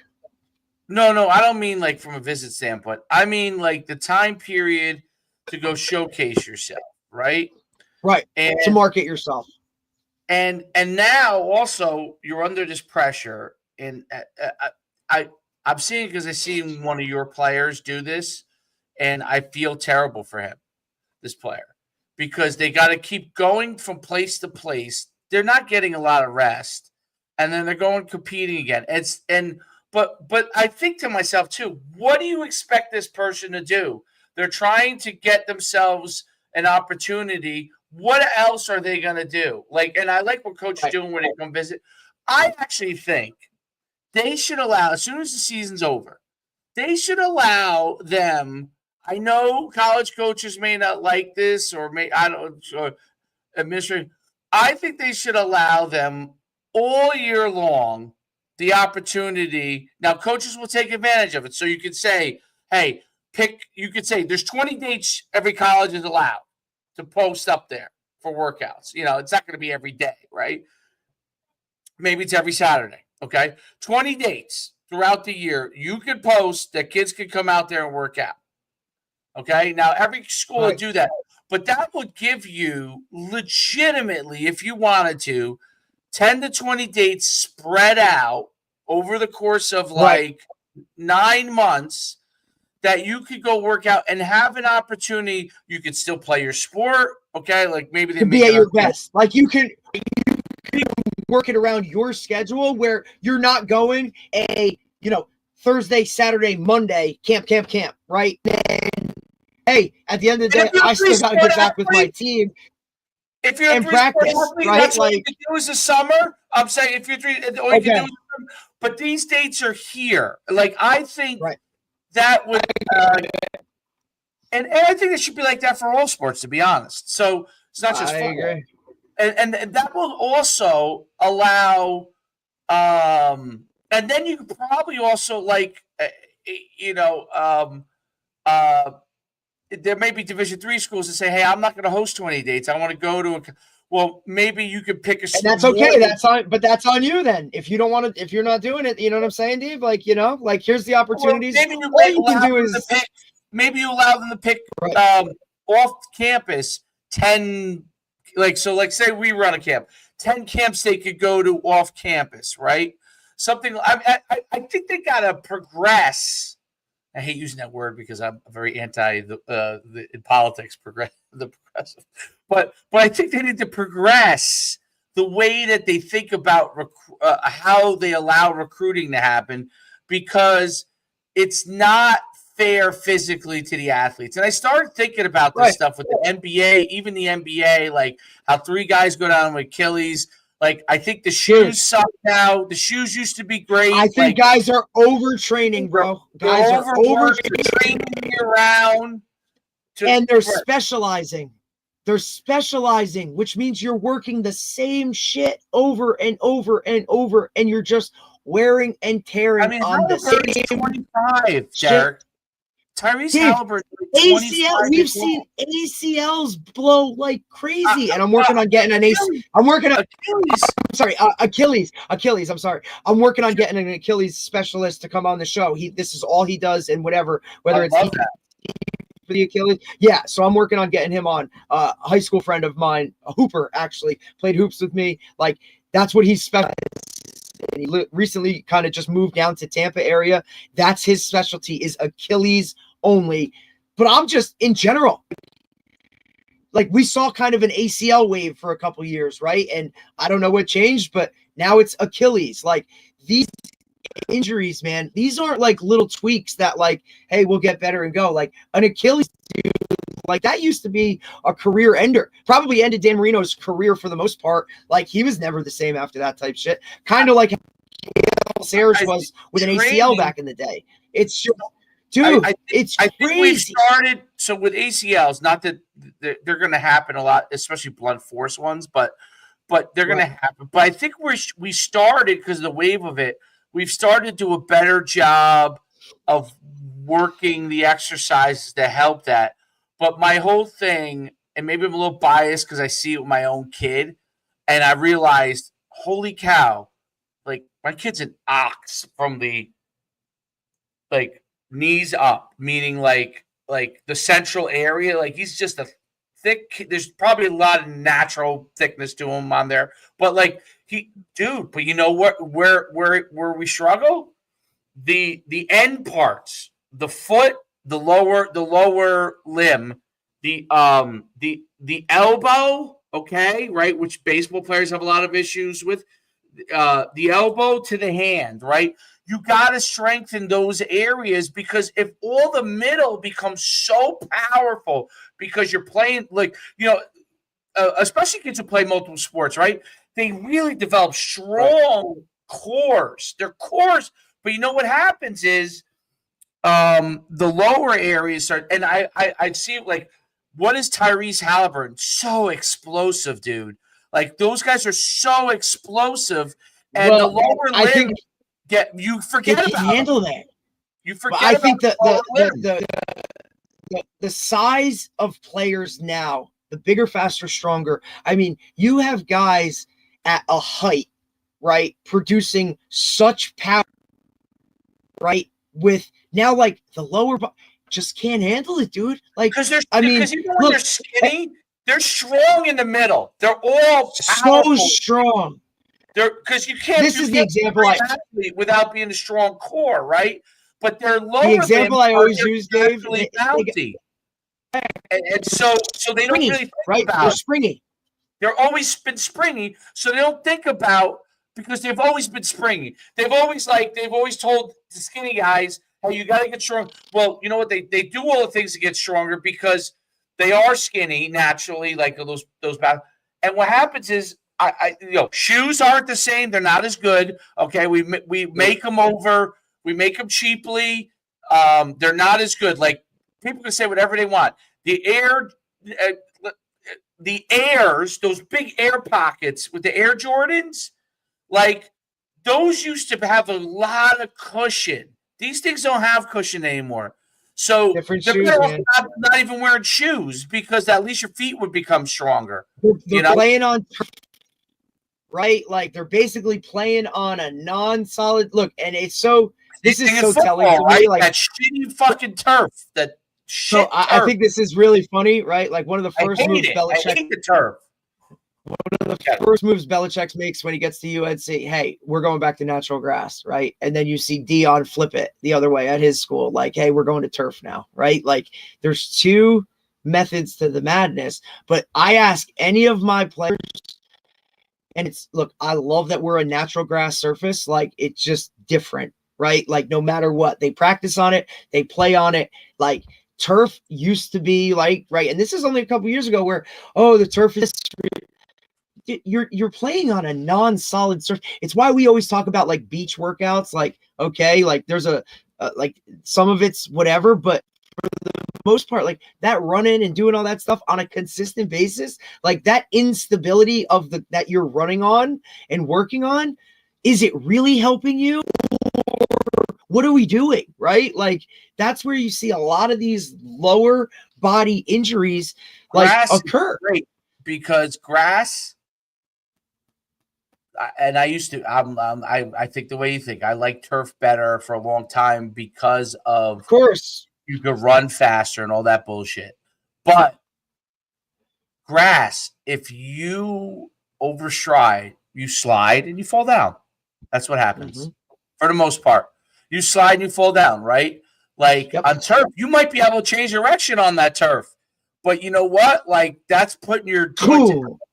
I mean, obviously, basketball courts are hard on bodies.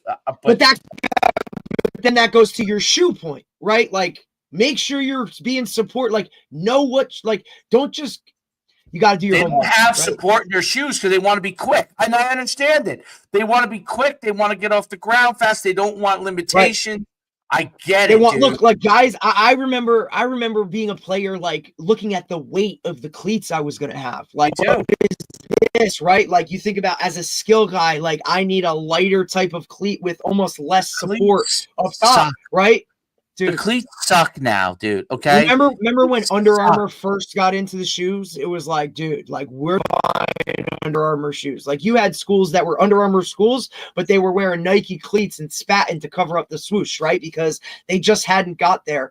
You look at the shoes now, it's all about what highlighter color is it, right? How light are they? Like, dude, they're not made well. Like, I look at my linemen, like, dude, you should be like New Balance.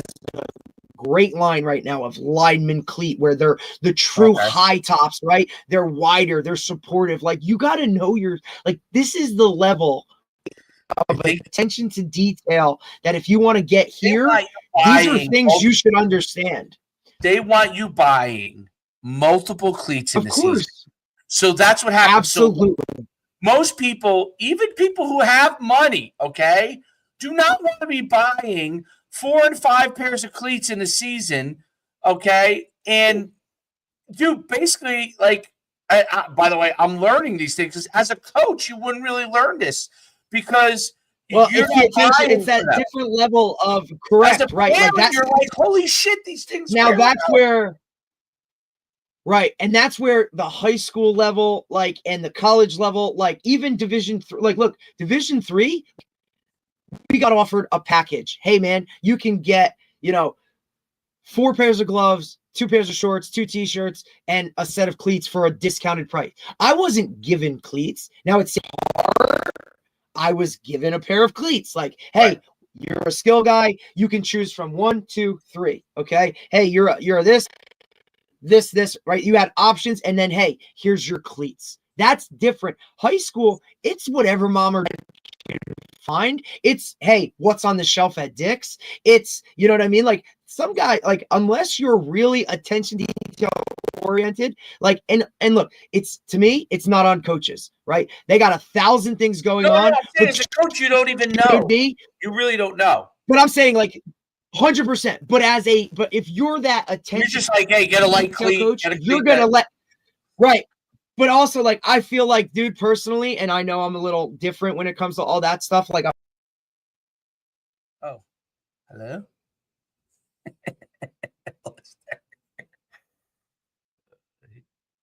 It's off here. I'm sure he'll be back in a second. But I think the big part is, like, the way the cleats are made, that you need multiple players in the season. They wear out so quickly. It's very, very difficult. And I don't know, because of surfaces and how much people play, like, are these things even matching up anymore? They're not matching up.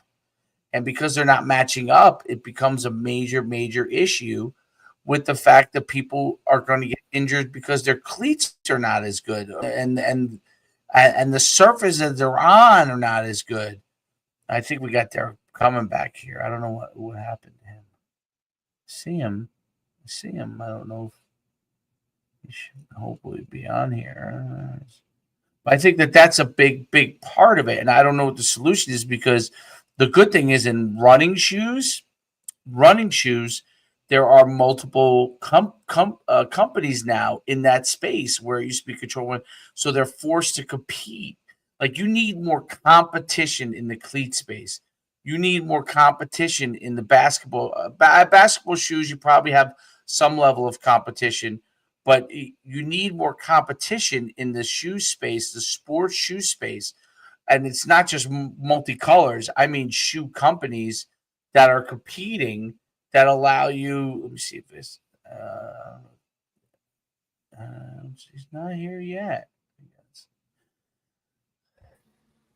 Something must be going on with. Oh, there you are. You gotta be sorry. A little. It must be the heat, Dave. Must be the heat. We're blowing up freaking power lines and shit around here, I guess. Like, they can't handle a heat wave. Everybody's cranking the AC now. It is hot. It's really hot today.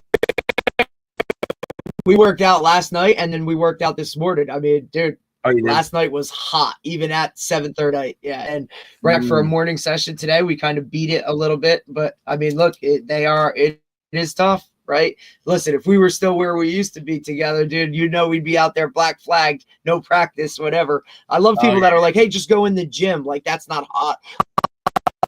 Hotter. Like, okay. Like, but guys are, it's that season, man. Guys are pushing the envelope. Do you have a good, what we were talking about? I think, great trainer. I actually went to high school with him. He graduated with my cousin and my sister. So he's down here and he's phenomenal, which, by phenomenal, I mean, like, I don't really see him. Thank you. Like, like, you're smart enough to understand what the hell is going on. Like, have some water stations set up. I mean, look, we're still in a traditional program, we still have, the hose running through the PVC pipe with the water shooting out. Like we still have one of those types of setups.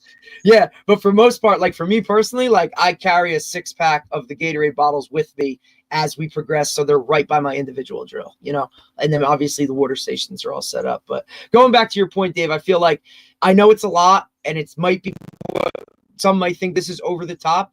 There should be on a coach on your staff who is an equipment guy. Like he understands, right? Like, hey man, I don't know if you really like, you don't need to be spending $650 on this helmet, or, hey man, you're this position, lean towards these cleats or something of that nature. Ultimately, mom and dad are going to do whatever they want to do. And then, the kid's going to do whatever. But look, the shit now, dude, like you go to Dick's and just look on the shelf, bro.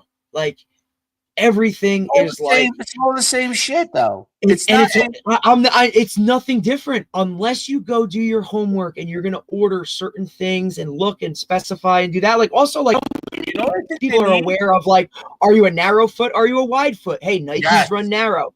Like for me, look, I'm a Nike guy, obviously through and through. Yeah, that shit hurts my feet like crazy because I have a wide foot. I'm also extremely flat-footed, right? So like that stuff all matters, bro. Like have you noticed, and there may not be enough money in it, that may be why, but have you noticed that in running shoes, there's a bunch of different brands now, like Hoka, Onka, even like Saucony has come back, right? Into like that world, like, oh, New Balance is always like right there, kind of doing that thing, right? Like there's you don't know. There's so many. You have a choice, so you can find a good shoe. Like Roadrunner Sports does a great job. Great job. They'll measure your foot, right? Like they'll take the mold and they'll kind of like that in sports. There's nothing like that in cleat-based sports. Or look, you walk into Dick's and you ask that guy, is there a place you walk into that fits you for basketball shoes? No. Nope. Like that guy is just selling. Hey, what do you look? Oh, you need a 10.5? Oh, okay. Let me go get it out of the back. Like, hey, no, I'm looking for a shoe that I can lift in, right? Because look, guys, kids, I'll see kids show up with like, the Metacons, right? Which are like the very flat-footed for squats, like lifting type of shoe. And then they're like, hey, I'm going to go. It's just like it's a Nike, like that's a version of a shoe. And they're like, hey, I'm like, dude, we're going on the track today. Like, I hope you're not like, you shouldn't be wearing those, right? Like, but what it does is it creates this, okay, if I'm a parent, I have to have a shoe for my kid to lift in. I have to have a workout shoe. I have to have multiple pairs of cleats. Like, it's got to be this. It's a lot, right? It's the same. Kids ask me, Coach, what gloves do I get? I don't know, dude. Like, something that's our colors. Right? Like, I don't, because here's the wall of gloves. I mean, shit, you can go to Walmart and buy a pair of football gloves. Like, and look, you're talking prices now. I mean, look, you want a pair of gloves, you're $50. You want a pair of cleats that are going to like stand up and go, you're $100. Like you're 150 in the hole before you've even started the season. And that's not even saying like, oh, we just had a practice, and it rained. So now like, do you have a backup pair?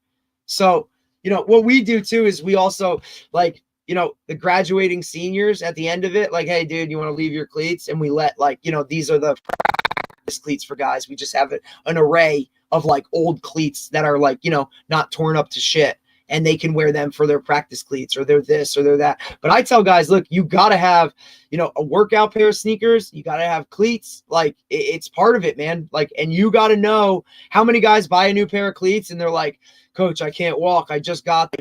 Yeah, dude, you got to break them in. You got to work. You can't just break them out on Friday night and expect to be going full speed. But that's the level of like detail and attention to it that like, to me, if you want to play at that next level, like you should be able to fix your helmet. That's just me personally. That's how I look at it. Like I should. There would be. Like I love that aspect of it. There would like when I played, like I loved that. You know like what adjusting happened? my helmet, my chin strap, my shoulder pad. Like, hey, I want these shoulder pads, and they got to be as you know what I mean? Like, I also worked in the equipment room at Sacred Heart, and I love that I part feel of like it there too, must dude. not be as much money There is not. There's no money, right? Like, there is no money in in those these types of. things because Absolutely otherwise you'd not. have like obviously there's 100%. more running and money and running and lifestyle shoes per se. Right, dude. Like, look, why does Nike have like Nike used to be an athletic brand? Like, you got these shoes to do things like an athletic situation. Now they have, like the same type of shoe that would be like a Vans, right? Or like a just a common, like you said, lifestyle shoe. I'm air quoting a lot today, but like, I mean, it is what like there's sections when you walk in. There is, here's your these sneakers, here's your those sneakers, here's your this. Like, what I are you think the looking to fact that we accomplish don't with it? I think Roadrunner companies like Roadrunner It's a great Sports spot. and the local Right. Your running mom and pop. company, Yeah. Your mom and they're pop. great. Like, But yes, because there's it's not more many of them. personalized. No, there's no money in that. And No, when you go to those Modell's is places, gone. most times Sports Modell, Authority's Sports gone. Authority, God, They're like all Dick's rules the gone. world, bro.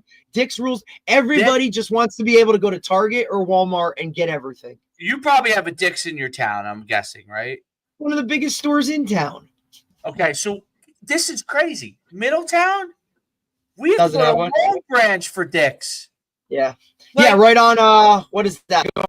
There's not one in a town of 70,000 people. Not one Dick's. Well, even if you think about it, like what's the next, like, other than a Dick's, what is the store?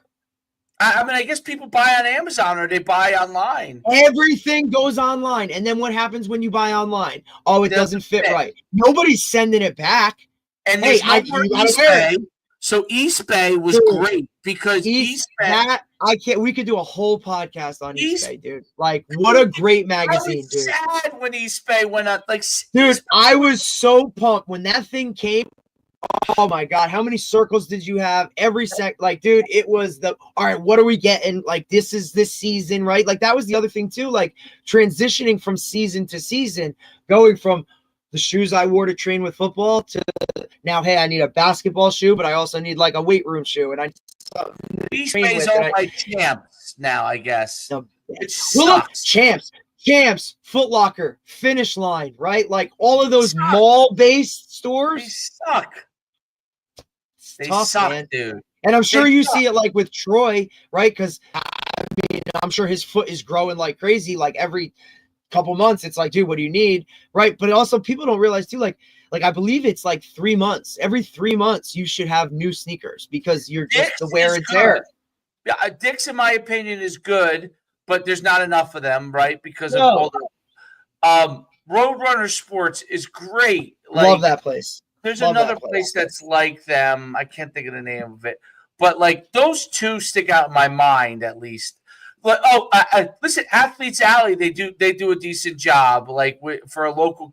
But there's not enough. There needs to be more Athletes Alley. But I get it. There's not that many. There's not enough money in being an Athletes Alley. So like, unless you're, most people are like, are not like, I don't know, family owned.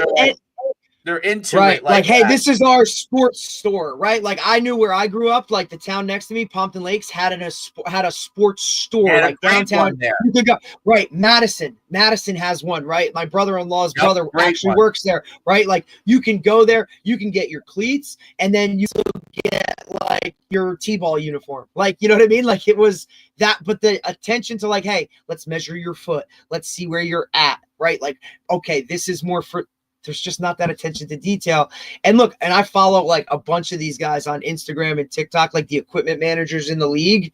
I mean, that's different. Like or an like a big FCS program, right? Like the lower levels, dude, you ain't getting that. You know what I mean? Like, I was fortunate enough to get a bunch of pairs of gloves at Division III because I always wanted them smaller. Right. So I would take a medium-sized gloves. We just had a lot of them because nobody wanted medium.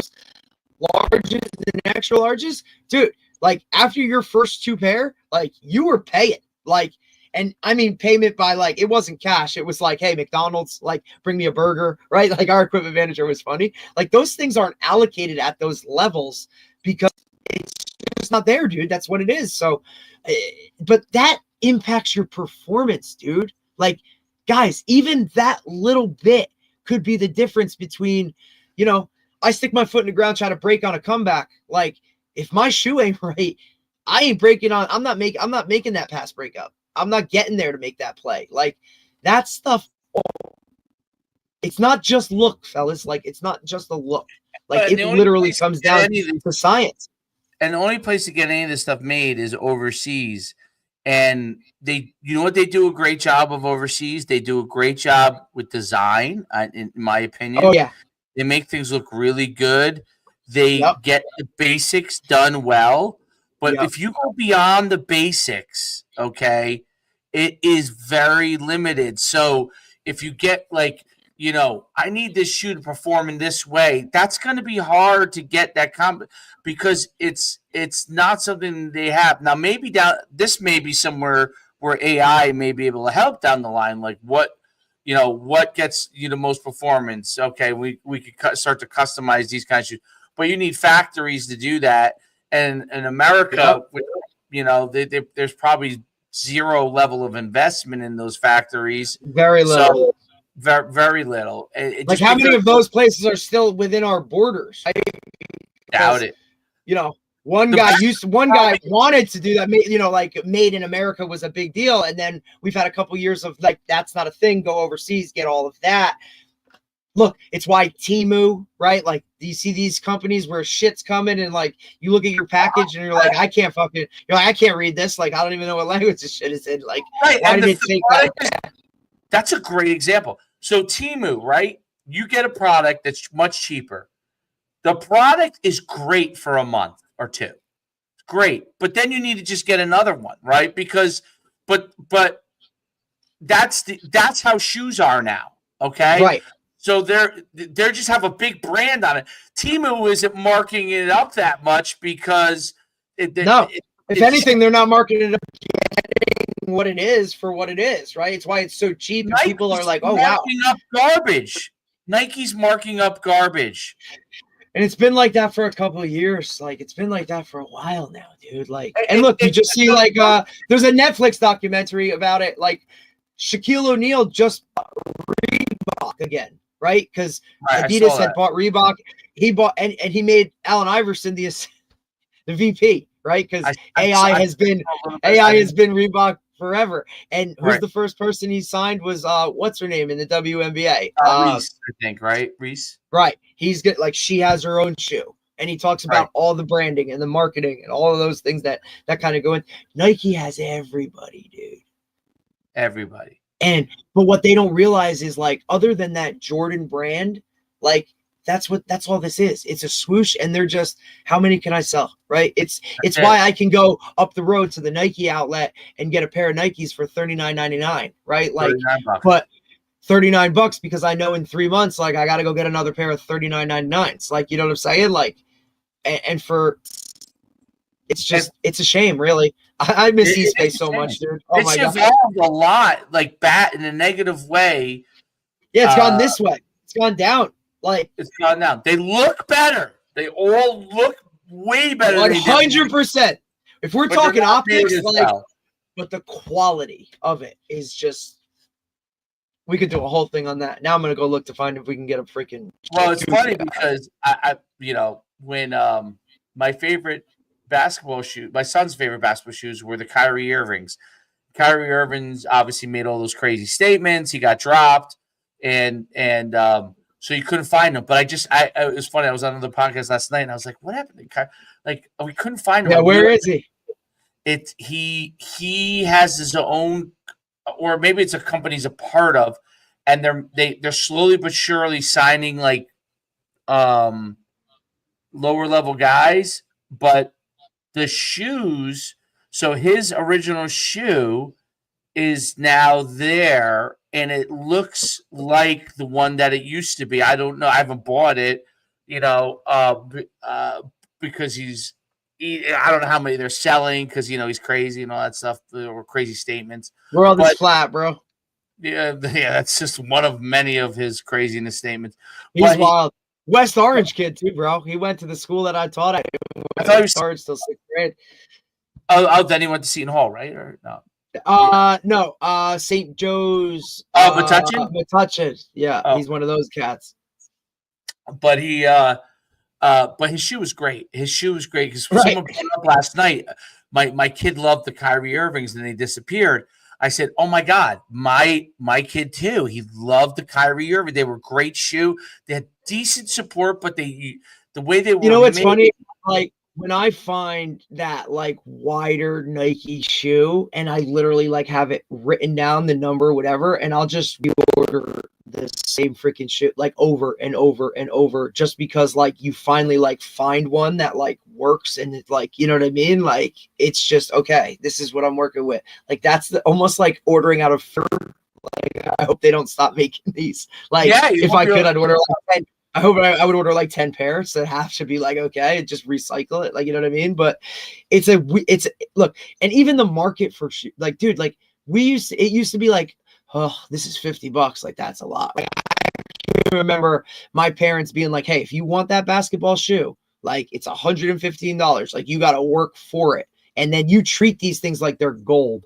Right? Like I see these kids too, like with their Jordans. I'm like, dude, it's raining out and you're running a $250 pair of shoes like it's nothing, right? To me, it's mind-boggling. Maybe it's how I was raised, whatever it was, but like shoes were important. Like you loved when you went school shopping for new shoes. Or, hey, I'm going for my football cleats this year. Like, here's the East Bay mag. What are we getting? Right? Like, used to love that part of this whole thing. That's the other thing with East Bay mag. I don't know. It was exciting, man. They described it. I know they describe it online, but the way East Bay I follow an East Bay thing on Instagram, dude. They post it. It's like, hey, this is the December 1999. Here's the East Bay bag, and they post the pictures, and like I mean, they had everything was sectioned by sport, right? And then they had all the NFL jerseys, all the freaking pro jerseys. Like they just had stuff that I think ultimately East Bay or not, things are just different, Dave. Everything is cutting corners and doing that. The quality of things is just like not a thing anymore. Like nobody takes pride in those little mom and pop shops. Like, hey, like these guys. East Bay Archive, is it? Is it East Bay Archive? Yeah, dude, it's awesome. Oh wow, I just followed it. That's so cool, dude. Yeah, can't touch this, dude. Look, there's literally a cleat that I remember getting as a sophomore, and it was the first transition to like, hey, you're a skill guy. These are the types of cleats you wear, right? Like, and I remember getting them, being like, okay, these are my game cleats. I mean, dude, I had them from sophomore year. I wore them for practice all the time. I was a senior in high school, right? And then I just bought the updated version out of because they were whatever. Then when I got to Sacred Heart, fortunate to be a Nike school. Hey, these are the cleats I wear, right? Like then I went to Montclair. Look at this. They were Adidas. Well, Shaquille O'Neal said it. He goes, dude, I was looking like, where's the high top shoe? Nobody makes a high top shoe. It's crazy. Like this was awesome. The support. Like if you got if you bought yourself a cheaper shoe, you knew the difference, right? Now when I go in there, like I see the $150 shoe and the shoe that's $40. You get what you pay for. I'm like, what's the difference between these two shoes? They both have the same support level, right. Like and everything mimics the look, right? So if you walked into Walmart, you would see something and you'd be like, holy shit, that's a Nike shoe. Yeah, it just doesn't have a swoosh on it. And the quality of it is shit. You know what I'm saying? Like, it's all about a look now, Dave. Like, look, there's no basketball shoes. Like, even the what they call like high top or mid is a low to me, right? Like, if I can wear an ankle sock and that shoe still like covers that ankle sock, like that's not a dude, or that doesn't give you the support that you need. Like I was a tie my shoe really tight guy as a DB. I wanted to feel my toes to be able to and know exactly where I was, right? Like I didn't want that movement within the shoe. Like, like it's just so different. I think it's crazy. This is all business advice right here I'm giving. All these companies Free. they don't carry enough variety at the youth level. They None. only carry variety at the adult level because at the adult level they know they can pay. They know youth our parents will pay more. But some will, Dave, but then other like the masses just want, hey, he's playing in rec league. Yeah, I feel like why can I not get at Dick's the LeBrons for a youth athlete? Can't get them. Why can I not get Patrick Mahomes? Dude, what do the kids want? They want LeBron shoes. They want Patrick Mahomes shoes. Why are they not available? Okay? Like, I don't understand it. It makes zero business sense. I mean, that's probably why Nike's hurting because they don't know what the F they're doing. And well, I think they're just, again, back to the branches thing. I think they just have so much, dude. Crazy. Like, think about Nike.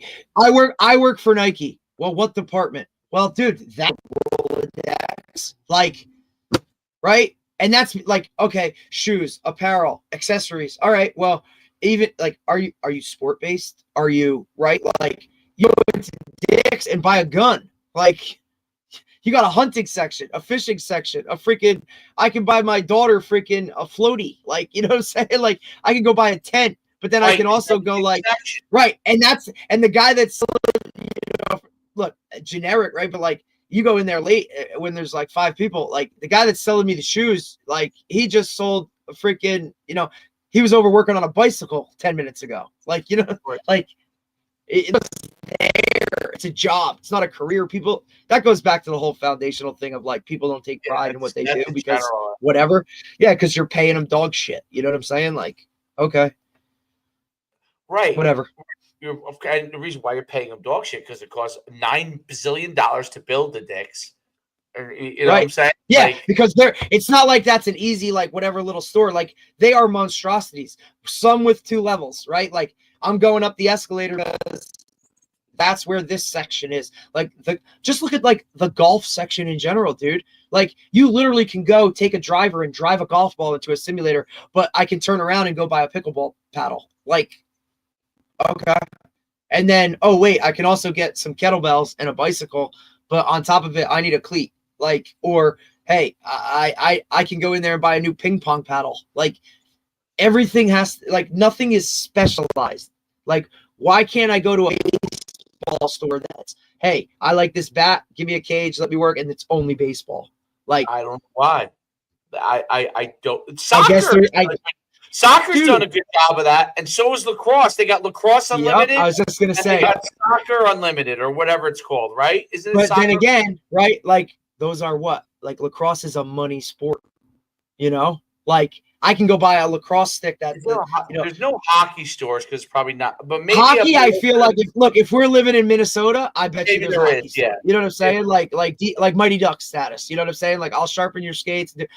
Like, but you've never seen a football store. Nope. Like, how great would it be to have a football store and I could go and get a donut to tackle, right? Or I can go in there and like, hey, oh, you have a 2-man sled. Let me check this out. Or a shoot, right? That stuff is all order, or you got to go to like a clinic where somebody has a little table set up. Like, why is there none of those? Like, why couldn't you get a warehouse? You get turf. Like, what? Hey, set it all up. Set it all. You have the shoes. You have all the gear. You have all. Yeah. Try it out.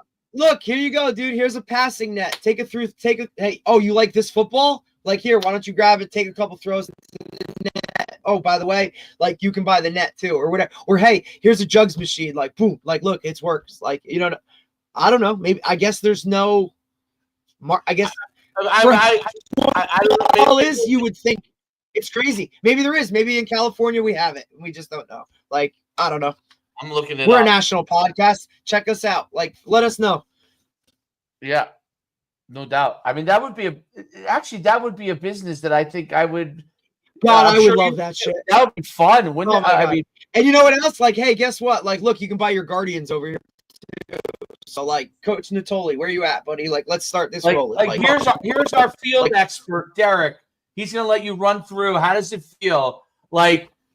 Okay, good. Or Dave, and then you can even put like, hey, here's our laser 40 time, right? Or here's our vertical jump, like Matt. Like, here's all this type of stuff. Like, yes, you would kind of have to pair it with that, right? And be like, hey, a science here's the lab squat, almost with it. A science lab, right? Like here's a rack, dude. Like, look, it does this, this, and this. Or hey, you can buy this Smith machine. Like, here's this. Like, maybe have like, like almost exactly like what Roadrunner Sports is basically done. Like, you know how they have right on a Roadrunner- different level. Yeah, like the only thing Roadrunner doesn't have, because obviously it's going to be hard to have like a track out there. But But you like, could have like a little bit of a lane, dude. Like, you could have a little something in. They do, and they have. Remember, Roadrunner has the treadmills in there. They have the treadmills. Yeah, you can get in there if you could run on it, and so you can see how it feels. You know, so like I guess it's look obvious. If somebody hasn't done, I'm sure somebody has tried it and it didn't work. Like, but why didn't it work? To me, yeah, I don't I freaking know. think you got to get the. You probably do need some cash flow, because you need to be able to weather the storm. It's going to take a while to catch on. But Absolutely, and it's also, I think, like inventory is probably an issue, right? Like, how many sleds can I carry, or how many do I want to, right? Best, like, and then I got to sell, and then I got to do this, like, right? Like, how do I? Nike doesn't want to sell you a better deal on their shoes. They want to sell it to Dick's, not to you. Right, because now it's Dick's job to sell it. But there is. It's why when you go to the Nike site, like, unless you go to like that outlet, like, dude, you're paying full price for shit. You know what I'm saying? Like, even a sale is like, what did I do? Bump it down $10? Like, that's shipping. I think people. I think. God, but again, like, I don't know. To me, I look at it like, look, football is huge, but it's only in America. It's not an international thing. Like, I guarantee you, if we went to Europe, there are soccer stores everywhere. I'm sure there are. Yeah. Anyway, food for thought.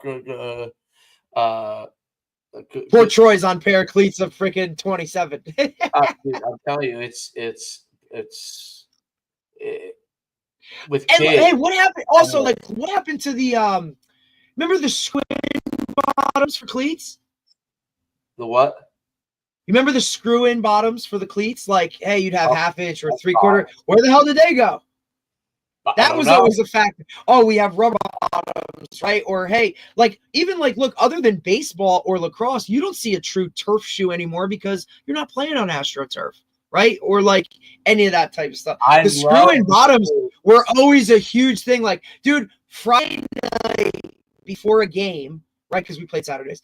It would literally be like, guys, here you go. Like, everybody change them out. Like, get them in. Like, it's supposed to be this tomorrow, right? Like, screw it. Like, change your cleats out of the bottom, brush them up, like, and now put in the new screw in so you're fresh half inches for the game, right? Like, I remember wearing 3/4 inches one time, and I was so deep in the mud. I'm like, holy shit, dude, I can't do this. Change the cleats. I remember wearing turf shoes on grass one game because it was frozen.